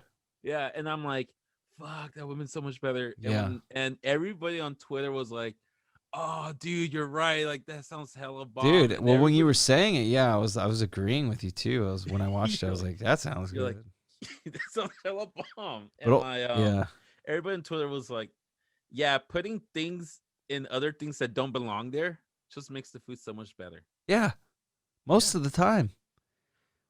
Well, dude, and then so I really liked the way you and this isn't what you said in the video, but I think you sent it to me via text or Instagram chat today. But you said it tasted like, was it well-cooked freezer? What was your well-cooked frozen food? That was snack. That was probably the most spot on.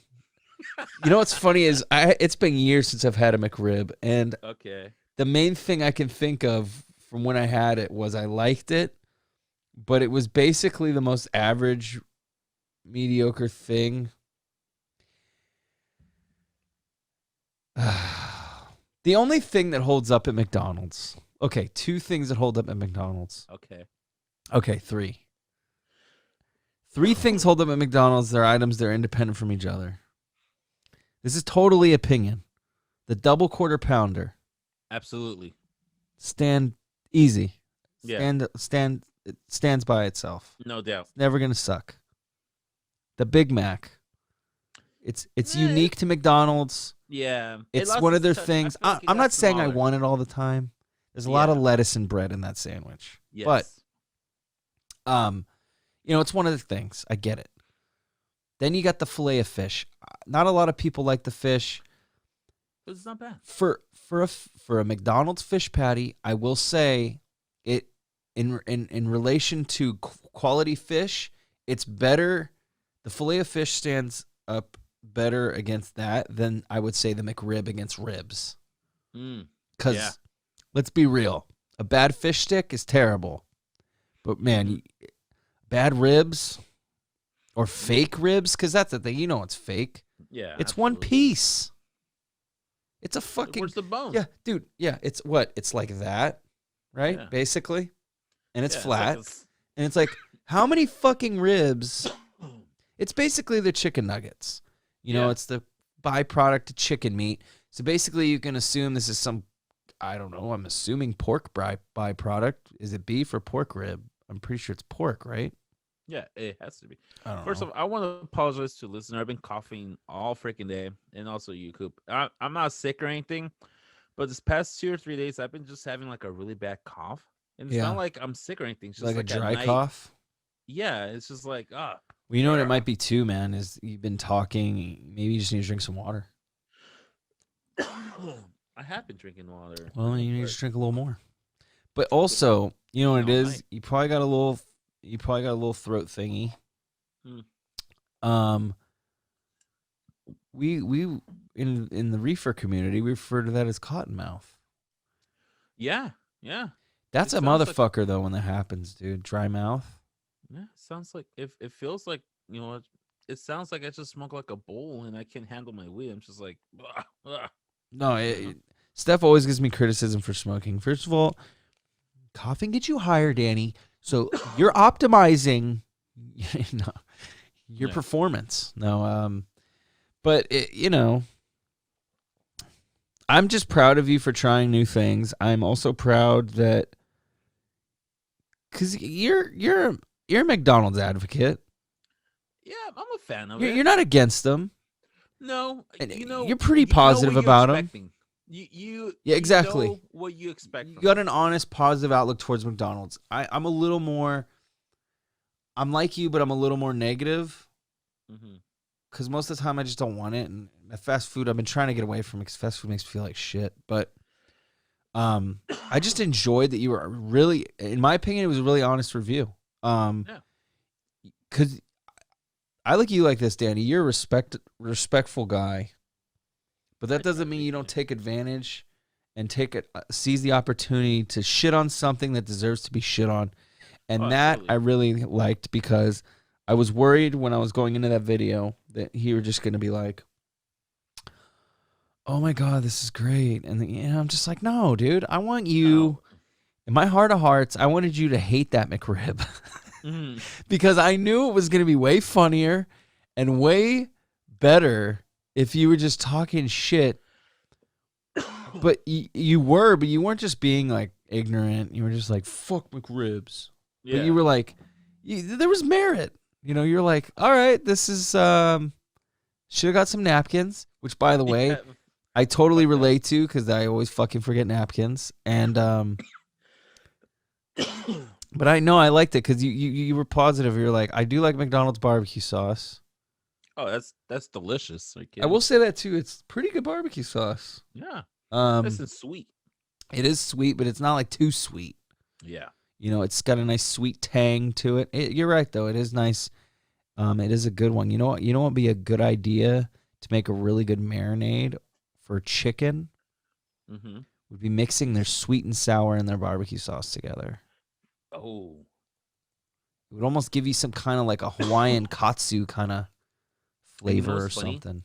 Like whenever I get chicken nuggets, not just from like McDonald's, from like any other place, because everybody Yeah. has like some sort of sweet and sour kind of Yeah. in But barbecue.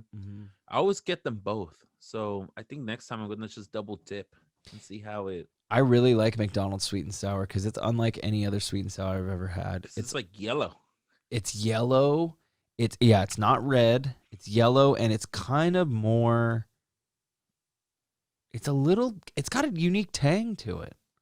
It does. I don't know any other sweet and sour sauce that tastes like that. I'm kind of glad they made it unique because I actually, you know what it is in it? Because they put ginger. There's ginger flavor in it. Mm-hmm. And that's what gives it that little zest that I like. Mm-hmm. That's one of the best dipping sauces they have there. Sweet and sour. Yeah, I think that and barbecue are the best ones. Yeah, I mean, the other... I don't even know which other ones they have. Well, now they got a lot. Now they got like ranch, sriracha, and... Yeah. I'm not really a ranch person. I know people freak out over ranch. I'm just like, eh. Dude, you know what's weird? Okay, so when it's house ranch, like homemade in a diner, it's my favorite. Yeah. It's got, because that's when they make it with buttermilk. Because that's what ranch is buttermilk. That's when they make it with the ranch mix and the buttermilk.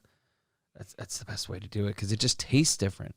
But yeah, dude, when I was younger, when I was in high school, I was obsessed with ranch dressing. Like I'd put it on everything. I still think it's pretty good on pizza. But I don't use it like I used to, man. Now with pizza, if I'm gonna put anything on it, it's just gonna be cheese and hot sauce. Yeah. I put a fuck ton of Parmesan. Usually what I do is I put whatever hot sauce I'm gonna put on there, and then I put the Parmesan on top to soak some of the hot sauce and some of the grease, and it just sits on there like a layer. And I just chomp on it. It's delicious. I've been I wasn't really a fan of Parmesan cheese that much. No, are you still like that, or lately I kind of started liking it again. Is it the smell, or you just don't really like the flavor too much? The smell is kind of rough. Yeah, Parmesan's got a unique smell to it. It's basically like you had a long sweaty day in the back of the shop, and you stand up a little quick, and the wind goes right in between your ass crack and shoots right into your nostril. And that's basically what Kraft Parmesan smells like. Pretty much, yeah. Yeah. Not what it tastes like, because I swear by that stuff. But I completely understand where you're coming from with that. Yeah, because it tastes good. It's just like I said, at first I was like, I don't know, bro. Like I just didn't like it because of the smell. And I was like, well, I can get over it. But lately I've been putting it on my pizza, especially since shelter at place, we've been ordering like takeout like every other day. So, yeah. And like I've been mixing up my little flavors up in there. So been putting that. It's it's decent. It's not as bad as I used to think it was. Dude, you know what's really good? When you bake Parmesan. So Steph makes this asparagus. She puts it in the oven, but when she does it, she does garlic and she takes Parmesan. But like this is when she would buy the shaved Parmesan, not just like the grated shit you get in the Kraft thing, but like you get the shaved stuff, right? And you put olive oil and you put it in there with the garlic. You gotta use whole garlic cloves too, because when you bake with the whole big garlic cloves, dude, it's so fucking good. But if you ever bake cloves of garlic, you can just like bake them, and you can actually, some Italian places do this, but you can actually, like, they don't use butter. Some places literally, you just take a clove that's like cooked because it's soft, and you can just smear it on the bread like butter. Yeah. I think, have you ever been to the Stinking Rose in San Francisco? No, I haven't to that one. But that place but is... no, I know what you're talking about, because my mom definitely, like, when garlic is cooked and stuff, take a bite and it's not really like... No, it's not as spicy. It's got a nice sweetness to it. It's still really like strong, kind of aromatic to the nose. But oh, dude, yeah. I mean, I love garlic. But then what I was gonna say was the garlic, and then once that shaved Parmesan gets baked in the oven, dude, basically it just turns into Cheez-Its. Do you like Cheez-Its? Yes, I do. Yeah, dude. So, and it doesn't stink really anymore. Yeah. So that's kind of the beauty, because as much as I love fucking cheeses, dude, and I mean cheeses, not fucking the cheese. Mm-hmm. The way it smells, dude, it's like you can't. Oh, excuse me. Oh, you're You're good. coughing and I'm just burping into the mic. But what I was gonna Prepare. say was um geez, I don't know where I totally lost my train of thought because I burped a little. Cheez-Its. Yeah, no, but I was gonna say so it's a really good treat that's baked. Mm-hmm. Um, really easy too, and dude, Yeah. you'll just devour them like it's. You're like, man, baked cheese, and you're like, that's how you get the Cheez-It flavor. Yeah. But, you know, it's like magic when you're a kid, and you're like, no, it's No, not that's quite not. as magical, but now I know how to make it. And garlic is just good, dude. I like garlic on my stuff. Oh, Two roast a major little. things that always have to be put in anything you make: garlic and onions. Yeah. Oh, especially like if they're nice and like cooked or fried or baked or something. Ooh, delish. Oh yeah, dude. Well, like when I was in the kitchen, when I worked at specialties and I was making the soups, because that's kind of what got me more into food and cooking. Mm-hmm. Is I would make the soups, and they make their soups from scratch. I mean, yeah, you got recipe cards and you got to prep all the stuff, but you do it all, you know? Yeah. So still to this day, like, I don't remember exactly the recipe for some of that stuff, but I was making soups for months in there every morning, Mm-hmm. dude. And that was the cool thing. It's 6 in the morning. I get in there, and, you know, some people are cutting onions, some people are making sandwiches. Do you know what I got to fucking do? Dude, I was 6 in the morning. Man, if I was a stoner then, I wasn't. But 6 in the morning, and I get to take big sticks of butter and just throw them in this big old, I mean, I'm talking like Oh, a hell yeah. 3-foot soup kettle. So I get these paddles to mix shit with. That's what I get, like these oars, you know? That's how Mm-hmm. big these pots are. And putting like pounds of butter in there. You know, like if you're at home, you're only putting like 4 tablespoons. But I'm Yeah. putting sticks and sticks. Then I'm throwing onions and onions. And dude, when you get butter and onions, oh my God, that is the beginning of what is going to be a delicious time. I mean, a lot of my Mexican friends can relate to this. You know, when you're barbecuing, you take half the onion and you clean the grill with it. Oh yeah.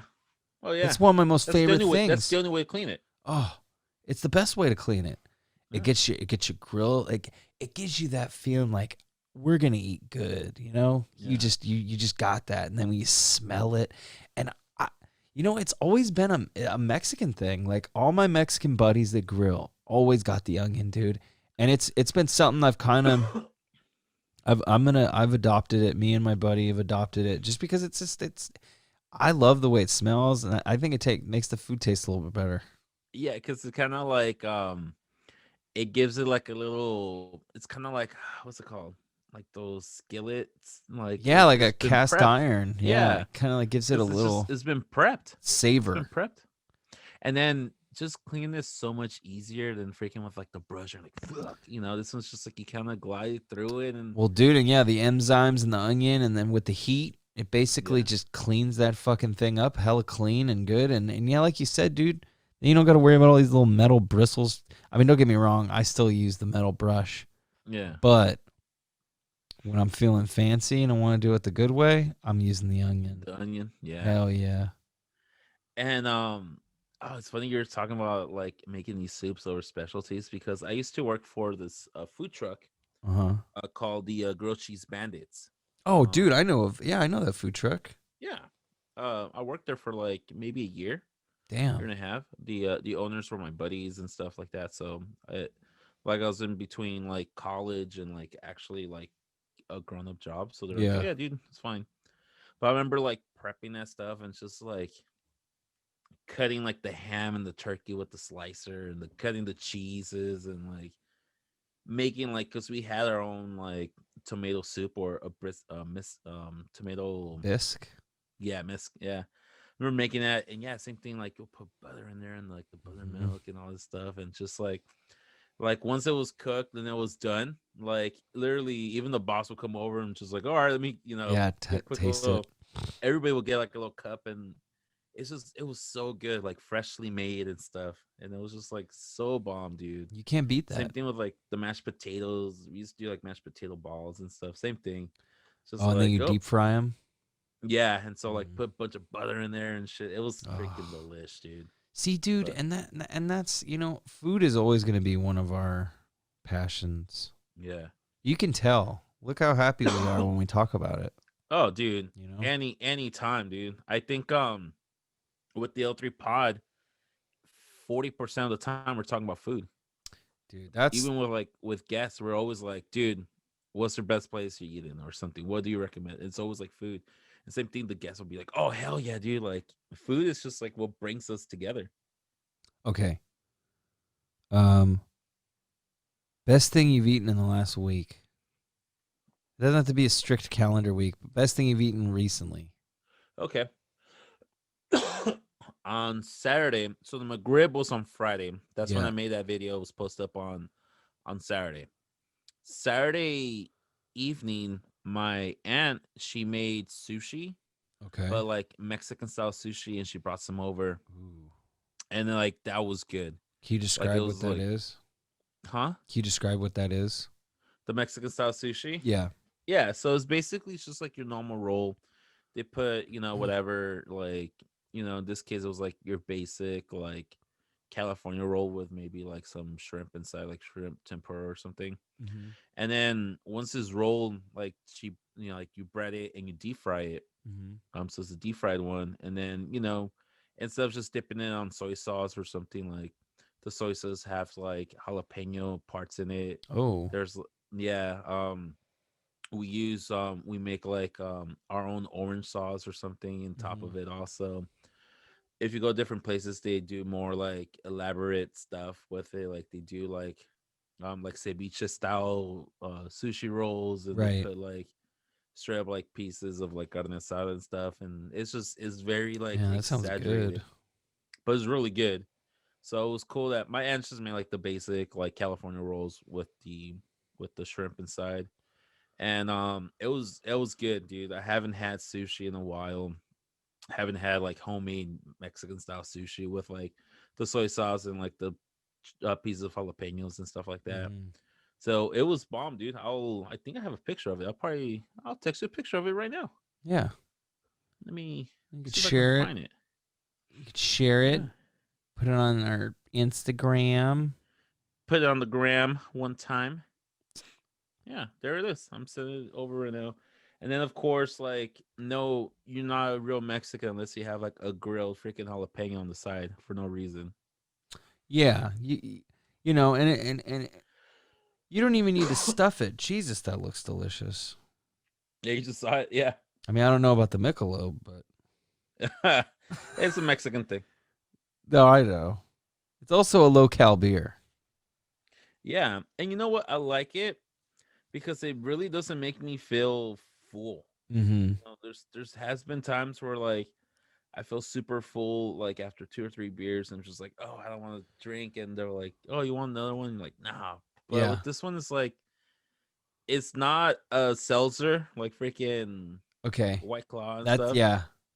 So it's not that low, but it's Right. like It's borderline light beer. So it's still kind of yeah. like somewhat respectable. But I do put it in it's not a seltzer and it's not similar to one. The only reason I say it's like a seltzer to me is Uh-huh. because and I don't mean a hard seltzer. I'm saying like at this point it's almost like a regular seltzer Yeah. cuz I can't taste the alcohol. No. And you can get drunk. I think they're what, 3% or something? So they're Yeah, something basically like a that. light beer. But Yeah. so alcohol wise they're good enough, but it's just like I'm with you. I've had a few of them, and it's just like I didn't feel like heavy. Yeah. Even if you compare it to like a Bud, Yeah. it's definitely a lot more smooth. So no, I get it's a lot more refreshing. Like Yeah. I'm talking shit, but see exactly that's why and you defended yourself, and we both realized that I was wrong.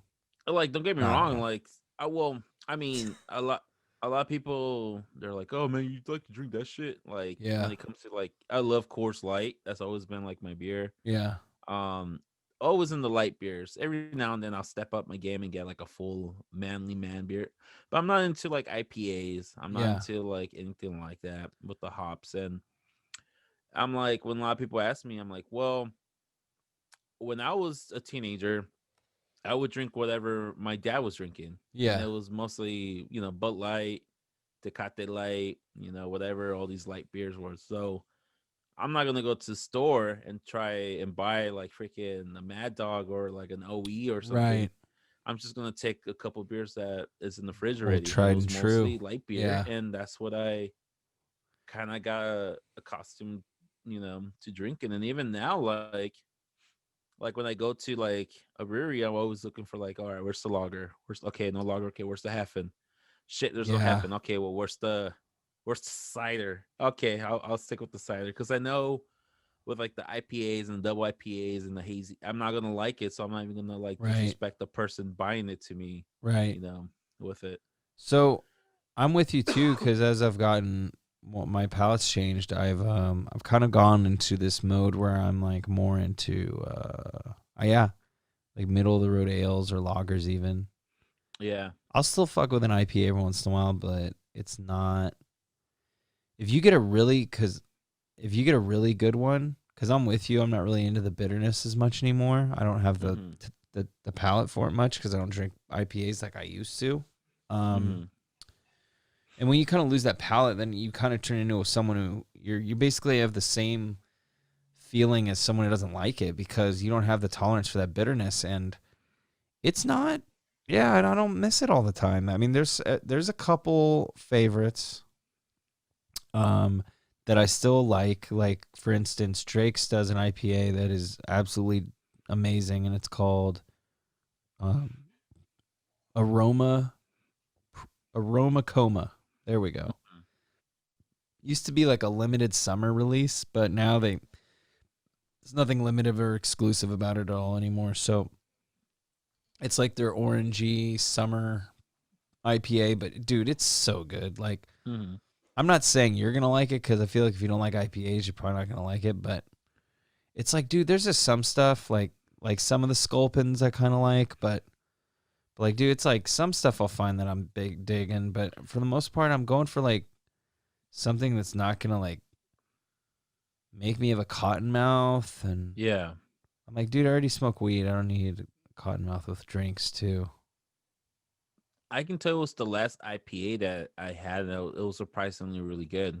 And it was the Deftones White Pony I haven't IPA. had that one. I've tried the Corpse Bride and the other one, but I haven't tried that one. The Dia de los Muertos or whatever, the Deftones one Yeah, or I've tried the something. Corpse. I think that's the Corpse Bride one. Yeah. I've tried that one. And then I think the other one's like a Phantom Phantom, I Brewery did or that something. one as Yeah. well, but I haven't done I the White haven't tried Pony. I haven't tried the other two just because I see IPA and I'm like, So, I'm not gonna respect the so, tones like so that. tell me more about the White Pony then, because that's the one I haven't tried. So it's like a silver. Obviously because it's like the White Pony album, so it's a Album, silver yeah. outing when it has like the White Pony, and it's an IPA. I think a company up here in the Sacramento area. I want to say it's Russian River, maybe the brewery. Oh, if Russian it's River. Russian River, yeah, that's by Russian River, up Yeah. kind of Don't quote past me on that one, Sonoma. but it's one of those. I think you're And right. the I only think it is reason Russian I came River. across from it is because our friend Ray Right. Avila, shout out to my boy Ray. I love that guy. Shout He's out to like, hey, Ray. he's like, hey, dude. He was dropping off some stuff over my house, like some pedals and shit. He's like, hey, dude, I have this APA. I had two of it. He's like, whatever, here, try it. And he gave me like this two IPAs. I'm like, well, Ray gives to me. I'm not gonna disrespect them. Yeah. So I had both of. We were watching the Dodgers, finale or whatever or playoffs, Right. and I had one, and I had a guest come over, and I also gave that person the other one.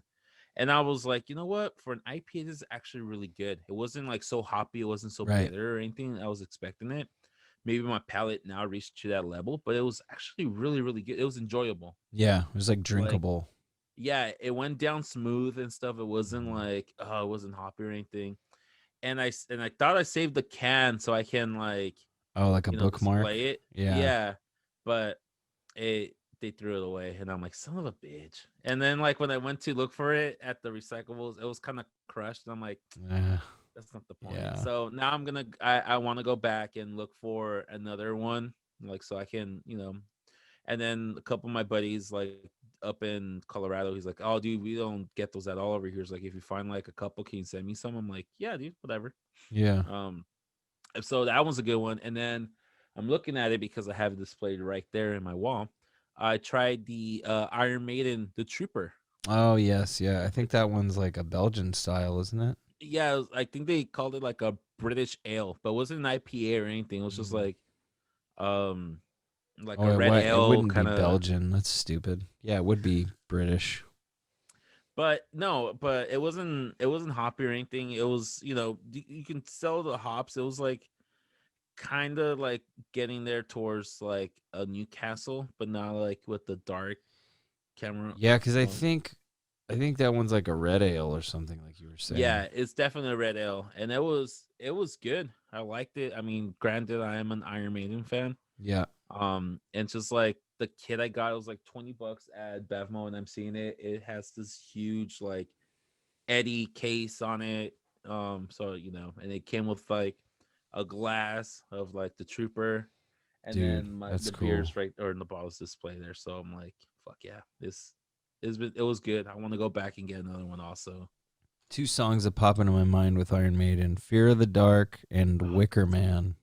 great song, man. Just I I think those are my two goddamn. favorites, maybe. For me, it has to be the Trooper. I love the Trooper. Just that riff is so iconic. Yeah. Bing, Yeah. and then the other one has to be Aces High.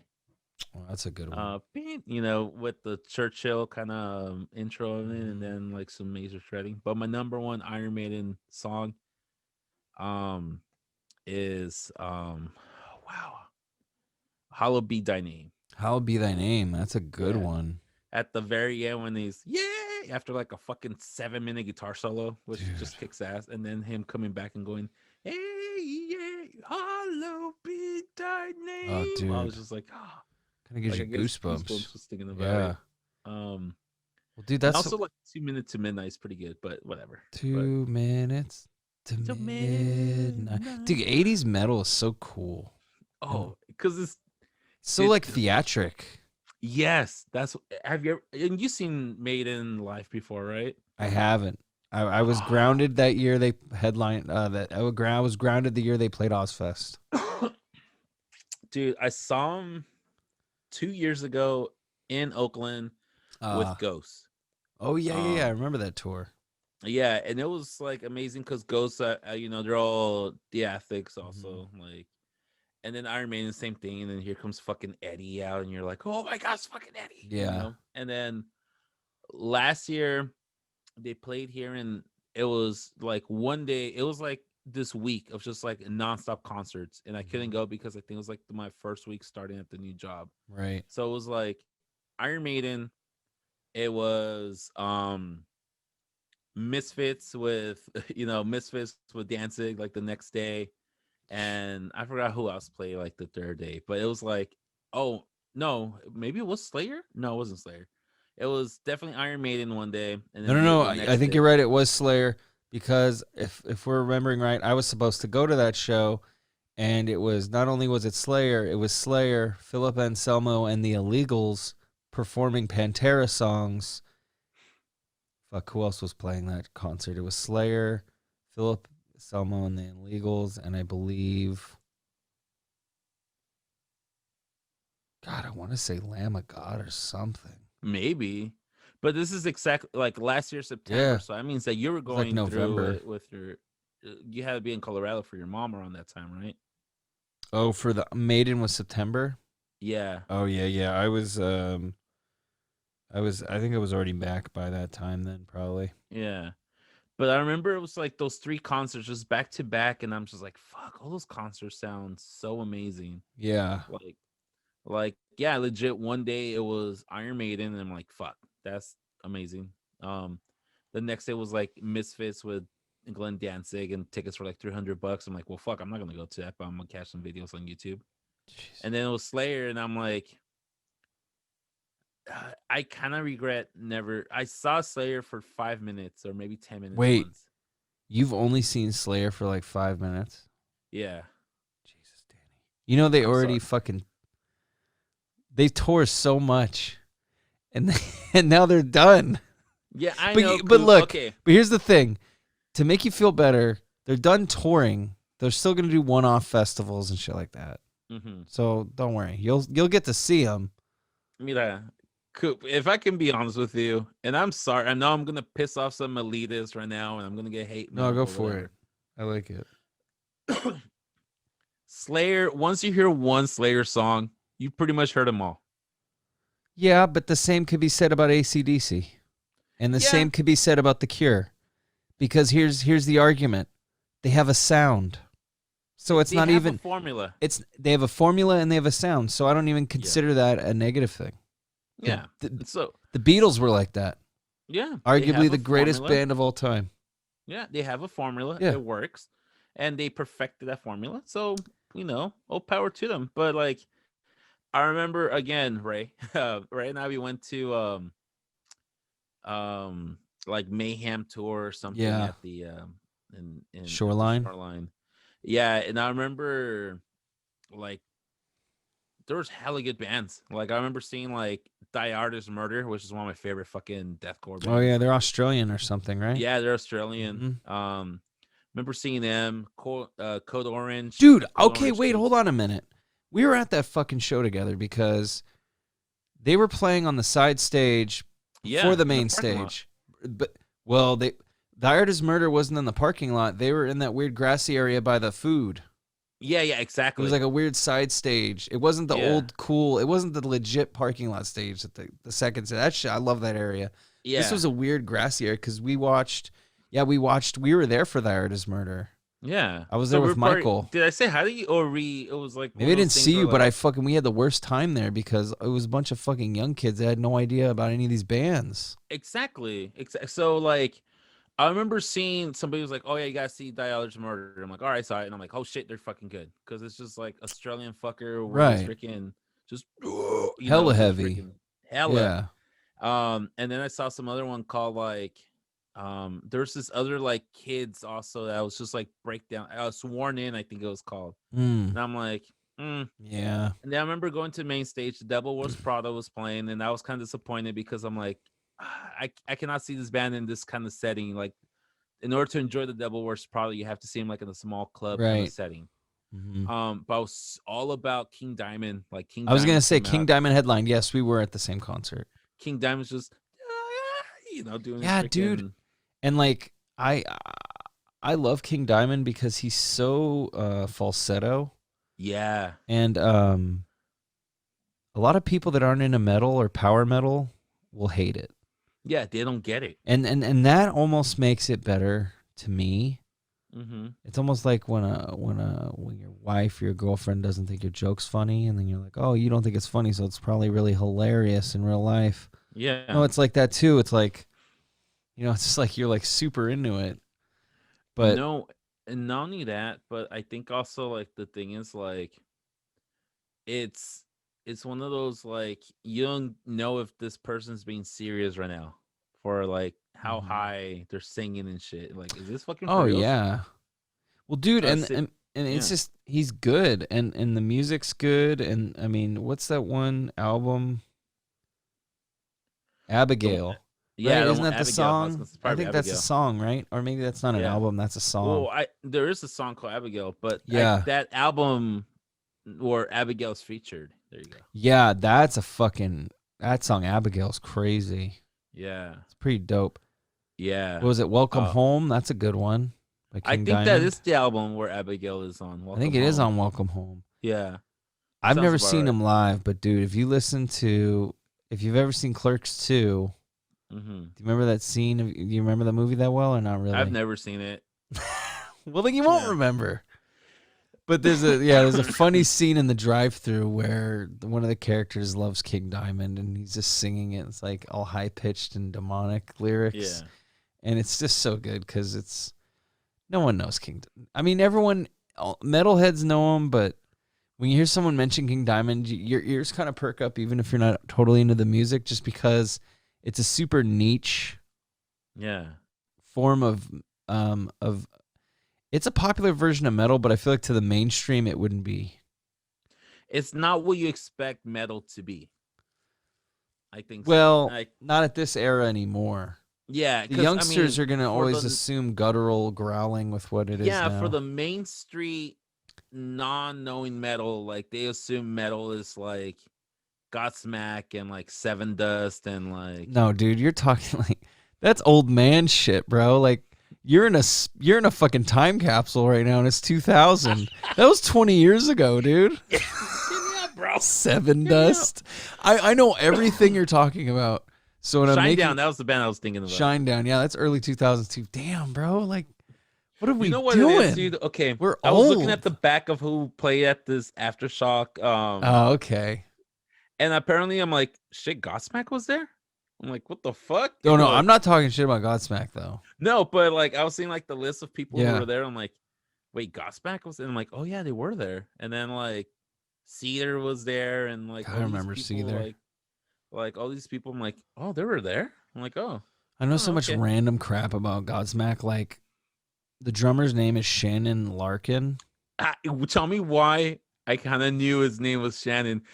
And I know because the drummer of 30 Seconds from Mars is also named Shannon, the drummer. Really? Yeah, the drummer's Okay. also called Shannon. It's one of those names where when it's a dude, you'll probably never forget it, right? It's not quite as common as Stacy. Yeah. And actually, to this point, I didn't even know there was another one. But anyway, Shannon Larkin. Well, one of my ex-girlfriend's father's name was Shannon. Interesting. And the guy was like a big biker guy. Oh, you have to be. Yo, I got beat up a lot when he was younger.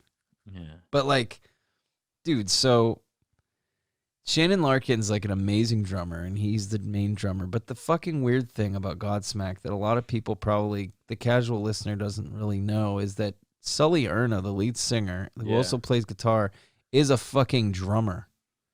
And when they play live, they all are, dude. They fucking drum off him and Shannon Larkin. And Shannon Larkin, you can listen to Godsmack, and you don't really, you're like, oh yeah, they're a good band. But listen to this motherfucker's drum solo. He does a live drum solo. It's on YouTube. Shannon Larkin is amazing. And the thing about Sully Erna, he's a really good drummer too. He's more hands though. Mm-hmm. So whenever you hear Godsmack with like the congas and shit, yeah, I think on record he might do it on the studio. But I think live, obviously, Shannon does that shit. But, like, when they're drumming off, like, I think there's a part where he's literally just on the fucking hands and shit. Like, I'm like, dude, that band doesn't get enough credit. Like, they're kind of in the dad rock category. Yeah. And I feel like, and I get why they are, but I just feel like there's so much talent that gets kind of overlooked sometimes. It doesn't surprise me that they play like the congas and stuff, and even how they bring it in, like they bring in some songs and it kind of has that like rhythmic kind of grooves to it. Yeah. But then I think, like, as they're saying, like, well, shit, these people probably grew up listening to like Il Nino and listening to Sepultura and stuff like that. So these Brazilian metal bands. So I'm pretty sure they kind of influence each other, or they came up at around the same time, and they kind of influence each other. Yeah, Sepultura for sure, because I mean they were one of the thrash. They were one of the. I mean they weren't one of the first thrash, but they were like one of the world thrash bands because they were like South America. Like they were holding thrash down for like, well, let's just be honest, they're holding thrash down south of the border. Yeah. So, like they were huge. I mean Brazil right there. I mean goddamn, fucking Max Cavalera, like.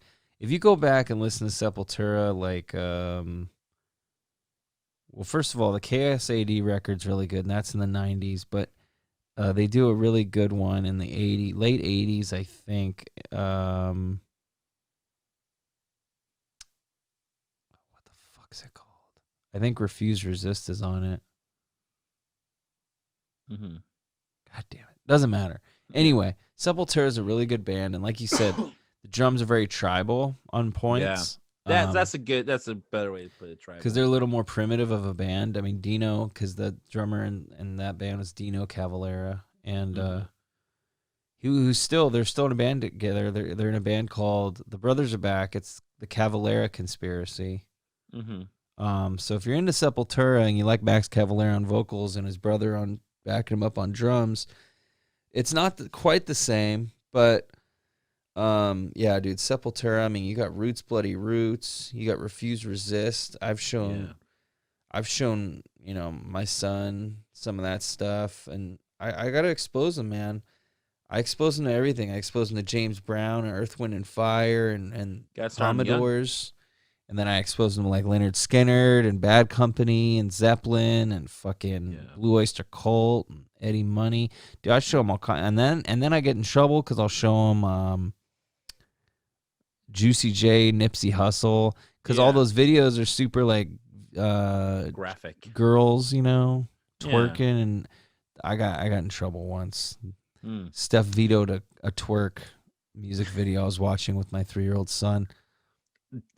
She got mad at me because she asked me, do you understand why this isn't right? And and my answer to her was, honestly, no, I don't understand what's wrong with this. And then she didn't like that. So sometimes I'm a little more passe than I probably should be. Mm-hmm. But I even told her, I said, look, this isn't arguing towards anything I was saying. I was like, look, I remember when I was young and I had a babysitter, and I'll never forget watching the TV and seeing this girl swimming in the pool with a fucking huge bush. Yeah. So, Playboy Channel. Why did I have it? That's the main question that I never got answered. And by the way, my mom's not around anymore, but I can still pester my dad, who is visiting this weekend. I got to remember, I got to write that down. I got to say, Dad, I got a memory of seeing the Playboy Channel when I was younger. And this question just popped into my head today, which is, why did you perverts already have the Playboy Channel? He'll probably answer 2 questions. It was a free preview weekend. One, it came with the package. Yeah, your package. Came with someone's package. 2, we had the black box, so we had all those channels. Oh no! And here's the thing, my parents weren't that cool. We didn't have a black box. Okay, well that's God. I wish we had a fucking black box. No, dude, I know. Parents. No, and then that's way more commendable. But like, if you're gonna steal cable, do it the right way. Yeah. Pay for it through an underground system. I mean, you're paying for it though. Someone's got to pay for something. I don't know. I remember the way we had it is like we paid for the regular cable, like the basic whatever. Yeah. And then we had like a separate. Just gives you the premium stuff. You connected it to that one, and that's the one that gave us like HBO, and we used to see all like the fighting. Look, dude, you're shaving a little. You don't want the whole pie. You just want a piece. Yeah, little. Dude, but they're fucking scum. Like, Comcast can suck it, dude. Like. Oh yeah, they'll send me things. Oh, dude, if I worked there, I'd probably hate him even more. But, dude, it's a joke. So I'm just like, don't tell me what to download and what not to download. And good luck proving it. I did any of it, dude. So I used to work at Comcast, and we couldn't do anything to like employees accounts because they were under special only your sales department probably could only do that or something. Yeah, it was like a special division that took care of like these whatever. Mm-hmm. So it wasn't like that. So I never ordered any. I told my parents like, don't never order any fights here at the house because I won't be able to.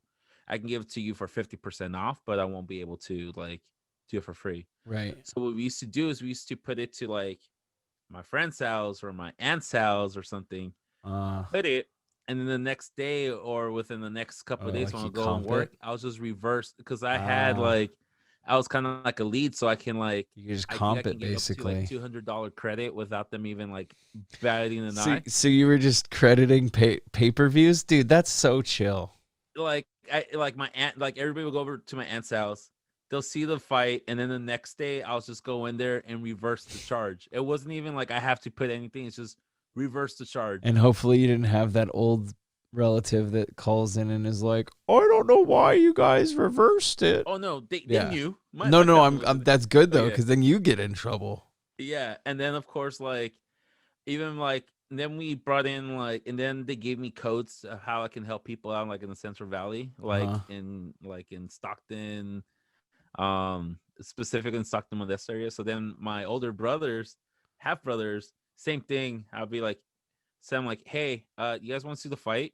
They're like, sure. I'm like, all right, here. And they're like, well, how much is this gonna charge? I'm like, oh, I'll take care of it. I'm like, just don't call in. Call me. I'm Yeah. like, call me if you have any questions. So you're gonna see the charge, but then you can see a reverse charge. And yeah, they'll come up and they're like, do they even pick it up? And they're like, nah, because I have authorization to give up to a $200 credit without like them even, Yeah. without even asking the question. Mm-hmm. And because it's a reversal, it's not even a credit, it's just a reversal. They're just like, okay, whatever. They don't spend their time fucking worrying about that shit. No. So yeah, Well, dude, you know how much money Comcast it was the makes. Pacquiao glory days. Pacquiao. God. Really good boxer. So many fucking annoyingly boring matches he was in though. Mm-hmm. Not the most but even when he was good, not the most explosive, exciting guy to watch. You know who's fucking even worse, and I hate him? Huh. Roy Mayweather. Oh, me too, dude. I hate him because he's so defensive with the boring, counter. bro. He's just boring. Like he's good and he's good. Don't like I said, but he's not entertaining. Yeah, like he's talented as fuck, but he's not entertaining. Like no one's Tyson, no one's Lennox Lewis, no one's like Cesar these OGs, dude. Yeah, all this 90s and early 2000s even. It's nothing is like it now, dude. It's now you got fucking YouTube people fighting and shit. Get the fuck out of here. I don't know who the hell's like good. And the last like you got Mayweather and Logan Paul was probably like Triple G. Oh, against Canelo? Yeah. Triple G. So now like I want to go back. I want to get back into boxing. Triple G's Russian, right? Or Croatian or something? Triple G, he was from he's Eastern European, I think, right? Yeah, the same place where Borak is from.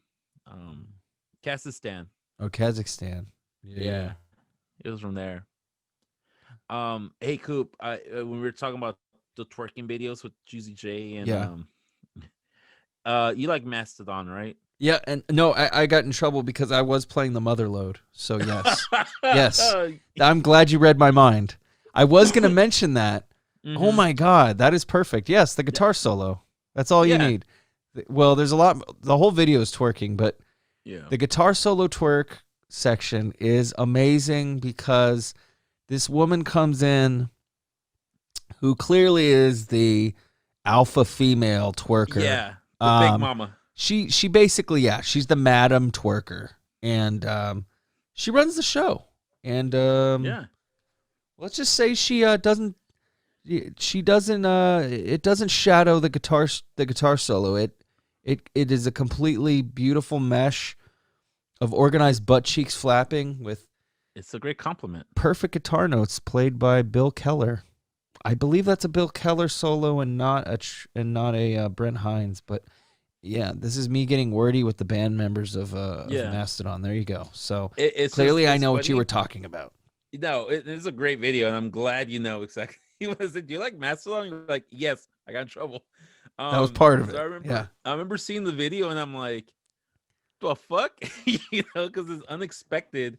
Dude, They got some heat because whatever our scene, our metal, rock, punk, whatever, our scene is very like, for as much of anger we seem and scary we are, we're very inclusive and we're very open about rights. Yeah. So they were getting some heat because they're like, oh, how dare you guys like do this video of like degrading, women degrading. But who the fuck was saying that? They got some heat for it. But like what kind of people were saying that? Because rap's been degrading women for fucking 20 years. And that's and they're like dude, the gatekeepers or something like, oh, we don't want to be associated with rap or something, like, oh, this type of material, it goes so to rap, it has no place for rock or something. And they're like, dude, we're from Georgia. Yeah, dude, they're from fucking the stripping capital of the world, dude. Atlanta. They're from the ATL. Dude, they're like, dude, Atlanta is literally like if you're a stripper and you work in Atlanta, you could probably get a job working anywhere. They think it's like one of the Vegas is the spot, but no. I've heard stories too, dude. I've heard the Atlanta strip clubs are crazy. I don't know how Never they are been, with so. COVID, but I've heard some crazy stories because a lot of rappers own the clubs out there. Yeah. So what, you got like 2 Chainz is from Atlanta. You got fucking T.I. I think is from Atlanta. You Yeah. got fucking Killer Mike, I think is from Atlanta. Like, dude, there's so many. That's a new one. I But don't yeah, know. there's a handful of them from like isn't what's his face? God. 50 Cent went at him. Oh, Lloyd Banks? No, not The Lloyd Banks. Game? No, not the Game. Because Oh he's wait, from no. Houston. He wasn't affiliated with them though, right? He was just beefing with No. 50. Oh God, he was huge in the early 2000s, man. Turned actor. Jesus. Oh, Ludacris. No, not Ludacris. But yeah, I think Ludacris is also from the ATL. Wait.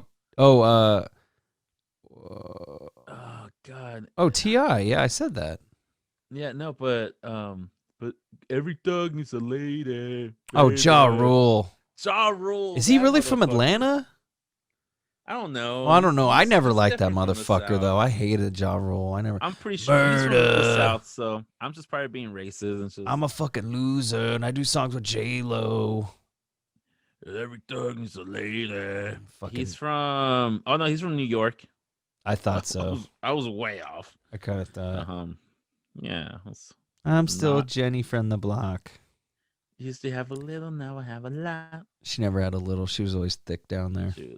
She was. She, since like In Living Color, she was doing it. Yeah, she was a backup dancer on that show, right?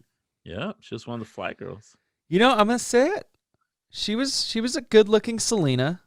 Like the original Selena is the prettiest. But what the fuck do they got going on right now with the one on Netflix? Like, dude, the chick looks like Patrick Mahomes, and it freaks me out. She's gonna start doing Head and Shoulder commercials pretty soon. Does she have to look nothing like Selena? Like, I mean, like, I understand J-Lo was Puerto Rican. Yeah. People were mad about that. I get it. Mm-hmm. But what the fuck is going on right now? Like, I don't even care if she's Croatian. Let's just use that because we said it earlier. Can you just get someone that looks a little bit like, kinda? And like, if she doesn't look like her, can she at least sing like her then? Yeah. Because I haven't seen it. Maybe she does sing. I highly doubt it, but maybe she's a multifaceted artist, actress. I'm not gonna lie. I've never seen it either. I haven't seen. Have you seen who I'm talking about to know what my reference? I seen the memes. She's I've not. seen the memes. Let's just say she's not the most glamorous version. No, It's kind of a mean thing to say, but I'm just gonna be honest. But I mean, Selena was a pretty woman. To be honest, Selena, when she barely came out in the late 80s, her hair was like, she had like the little afro perm kind of. But she's thing, still, but bro, But when she hit like with the purple dress and But I'm not just hating on the stuff, hair. That actress is playing her now is straight up dog face. It sounds fucked up, but it's true. I will have to go and see the. Okay, but yeah, because I saw a meme. Right, it showed. It was funny. It was a meme. It showed Selena like 91 or 94, I think maybe, and then they showed J-Lo in 97 when that movie came out. Mm-hmm. Because I think she died a year before the movie came out, and then it was like 96, right? Yeah, they released. Selena died in 95. Yeah, and they released that movie like 2 years later. Like that. Yeah, shit a year was, or like, two in the later. blocks right away. And then they did 2020, and it just showed the chick, and it was just like Selena to J-Lo. Okay, you see it. Mm-hmm. Similar, yeah. Like not too far, yeah, but right, different, but not. You don't have to suspend your belief. Yeah. This new one, you're just like, well, what happened, dude? Like are you guys is there a even trying casting right now with agent the that works for this movie, or do we just just did a GoFundMe with the staff? Like, what is this, dude? What bothers me the most, again, I haven't seen it, but Yeah, I heard me neither. there's like So there you go. there's gonna be a second season, and I'm like, why is there seasons about Selena's life? We know how it ends, and I don't want to sound like Because Danny, they're focusing on the parts they didn't talk about yet. I think that's what they're saying. I'm not sticking up for it. I'm probably not even gonna watch it. Supposedly, I've heard it's good from people that like Selena. Yeah. I don't know enough about her to want to watch 2 seasons of her biopic show. Yeah. I mean, I'm pretty happy with. Stand it because it's popular or something. What is it? Bum Biddy Bye Bye? No, that's Cypress Hill. The Bitty Bitty Bum Bum. Bitty Bitty Bum Bum. Yeah, Bum Biddy then Como Bye la Bye. Flor. Then there's Como la Flor. There's always Come on the floor. I can't do that anymore. Steph gets mad at me. She yelled at me when I was spitting one time. You can't do that no more. Yeah, no. Not out of this or not out of that. Not on the floor. Yeah, there's several songs. But yeah, I don't know if I want to see it. I mean, I know how it ends, you know. Yeah. Same thing, you know. I know how it ends. She's gonna, her fan base manager is gonna gonna get jealous. For Selena. Gonna kill her in the hotel, and then late at night when I'm alone And cold and dead. Sorry. Yeah. Now I'm dreaming. Yeah, forever. It's so mean. Yeah. Till tomorrow. Of all of eternity. Sorry. There was always a rumor because our people has to put out fucking rumors. They're saying that Selena wrote a song called Amor Prohibido. Love of my life. What that means? Something like amor is love and prohibido means prohibit. So prohibit love. I thought you said por vida. Oh no. Prohibido. Yeah. So they're saying like forbidden love kind of thing, forbidden right? love, yeah. So a lot of people were saying, it's about him or her and her husband Chris, the guitar player who's a fucking metalhead rocker. He was dirt poor, Selena was very rich or whatever. Yeah. But a lot of people were saying no, it was actually about Selena and that girl Yolanda, the chick who's obsessed with her, right? Yeah, and they're saying that Selena maybe was they had an affair, a lover or something. Dude, but you know what? That's an interesting conspiracy because, I feel like being gay in the 90s, even in the Latin culture, was probably not a very popular thing to do. Yeah, and if you think about it, why would you meet at a hotel? A motel in the middle of the night. Why hide it at all? Why was she? Why? Okay. Yeah, you don't meet places like that unless one, you're doing something creepy, like you're handing off money because something shady happened, or you're fucking. That's pretty much it. And it was okay, if this girl was if this woman was the director or president of your fan club, spending money from the fan club or something, that's the thing. Why would you confront this person at this hotel? Yeah, that's a nice location. Why wouldn't you do it in an office space or something, or a 4-star hotel with a lobby, or get a lawyer, or just don't be by yourself, or at your boutique, or in the daytime. Yeah. And then the other thing was okay, why was she even living there at the time? I don't know. I feel like there's, like you said, I think there's a lot to that story that we don't know, and we may never know. But I agree with you because we're not that ignorant to believe that. Yeah, dude. Anything we've learned over the last year, just even this calendar year, is how much information you need to take in and how much of it is even true.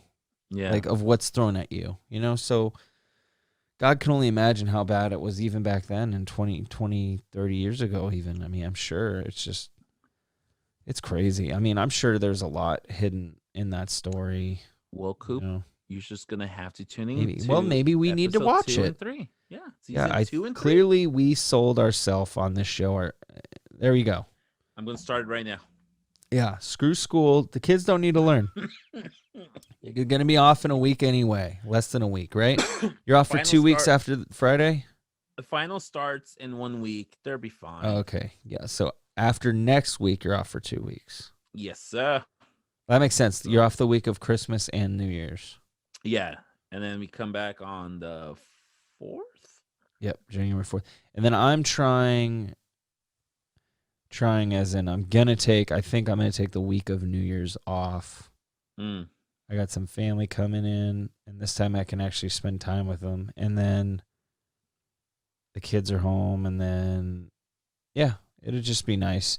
I'm taking a week off of work. I still need to email them that. I'm probably going to do that tomorrow so I can get it all set in stone. But, I need to take a week. I didn't take any time off for Christmas last year, and I definitely need to do that this year.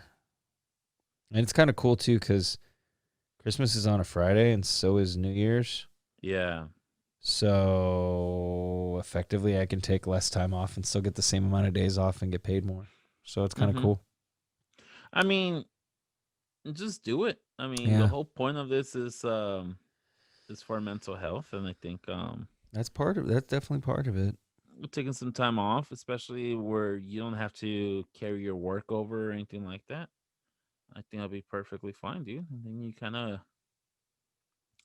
enjoy with your family, enjoy with your kids for that week, and pretty sure staff will also enjoy it also. Oh yeah, especially in the evenings, where she doesn't have to worry about the kids all the time. Exactly, it makes things a little easier. Not in a romantic way or anything. No, because that's usually married with 2 children. That takes time. That takes planning. Yeah, that's a lot of days off, week in advance. And when I say it takes time and planning, that's mostly a woman's requirement because us men are much more simple creatures. And well, let's just be honest. A warm look and a nice handshake, maybe that's not in the hand, is all we need. So, we're simple creatures. Yeah. And once we purge the old goo cannon, sometimes we just don't need a lot. Yeah. No. Maybe we want to cuddle. Maybe we want a sandwich. We're not really a hard species to please. No. Unfortunately. But we can be hard, if you know what I mean. Without Blue Chew. This is all libido, baby. But we do like being pampered every now and then. No, dude. That is a bullshit rumor. Men love being pampered. Oh, dude. And I like feeling pretty. Hands down, dude. So fuck everyone. When I'm feeling sick, when I'm sick and I'm in my bed sick, I'm expecting people to bring me fucking flowers, feed me. You don't want to leave the bed. Yeah. If you could cut a hole in the mattress and relieve yourself, you would. Yeah. There's no reason. I would have bed sores for the rest of my life if I could get away with it. Yeah. I would be like the grandparents in Charlie and the Chocolate Factory. And not walk for like 20 years. Yeah, they don't do anything. They just got sores on their knees, and they just have their grandkids massage them because they don't do anything. They're like fucking little fucking what are those fucking cows like Kobe beef? Oh, they're like veal? the fucking cows just chilling. Yeah, they're just veal. Yeah, it's like veal. Yeah, it's like veal grandparents. You're just like rub their legs, son. We're gonna sell them to market next week. We just got to make sure they're ready. Don't stress them out so much. It affects the meat. Yeah, it affects the flavor. It's like venison. You shoot them a certain way, and it alerts the toxins, and then it tastes like a Dick Clark New Year's Eve special. You just don't want that. No. And I don't know what that tastes like. I'm a little nervous. And you should be too. Listening to this, you should be nervous, but you should be somewhat relieved because we kind of gave you some game plans for your unhappy workplace. Yeah.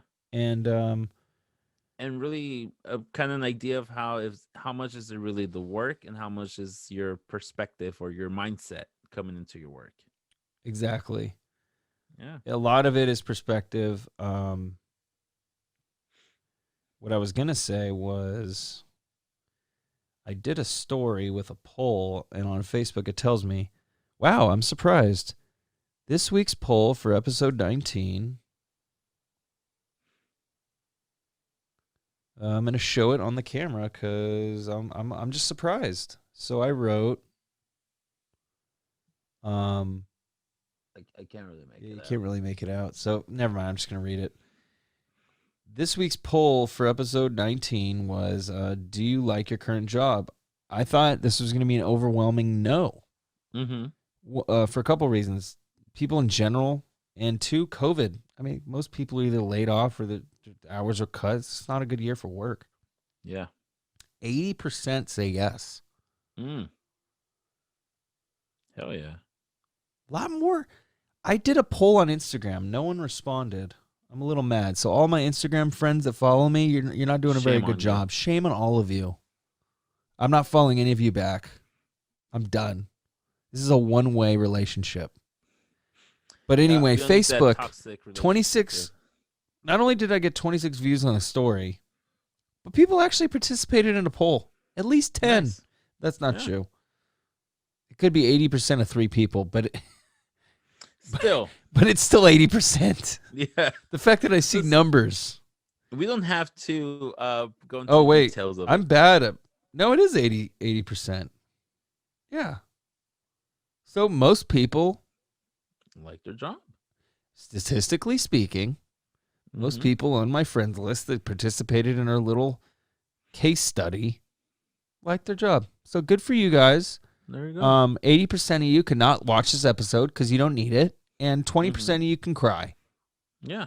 Here's some Ben and Jerry's. Here's a coupon. Use code TAILS. Now we don't have a Ben and Jerry's affiliation. That would be really nice.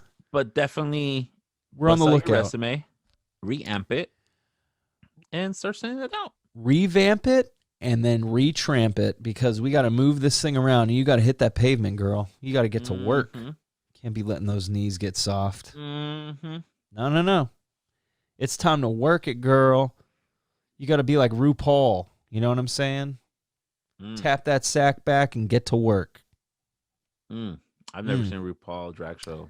You don't need to. You just need to know. I've actually never seen it either. I just know that RuPaul is a drag queen and probably the most prestigious of them. So that's where we're going to leave it today. There you go. RuPaul's Drag Race. Reruns are on Pluto TV for free. You can also check it out on Hulu.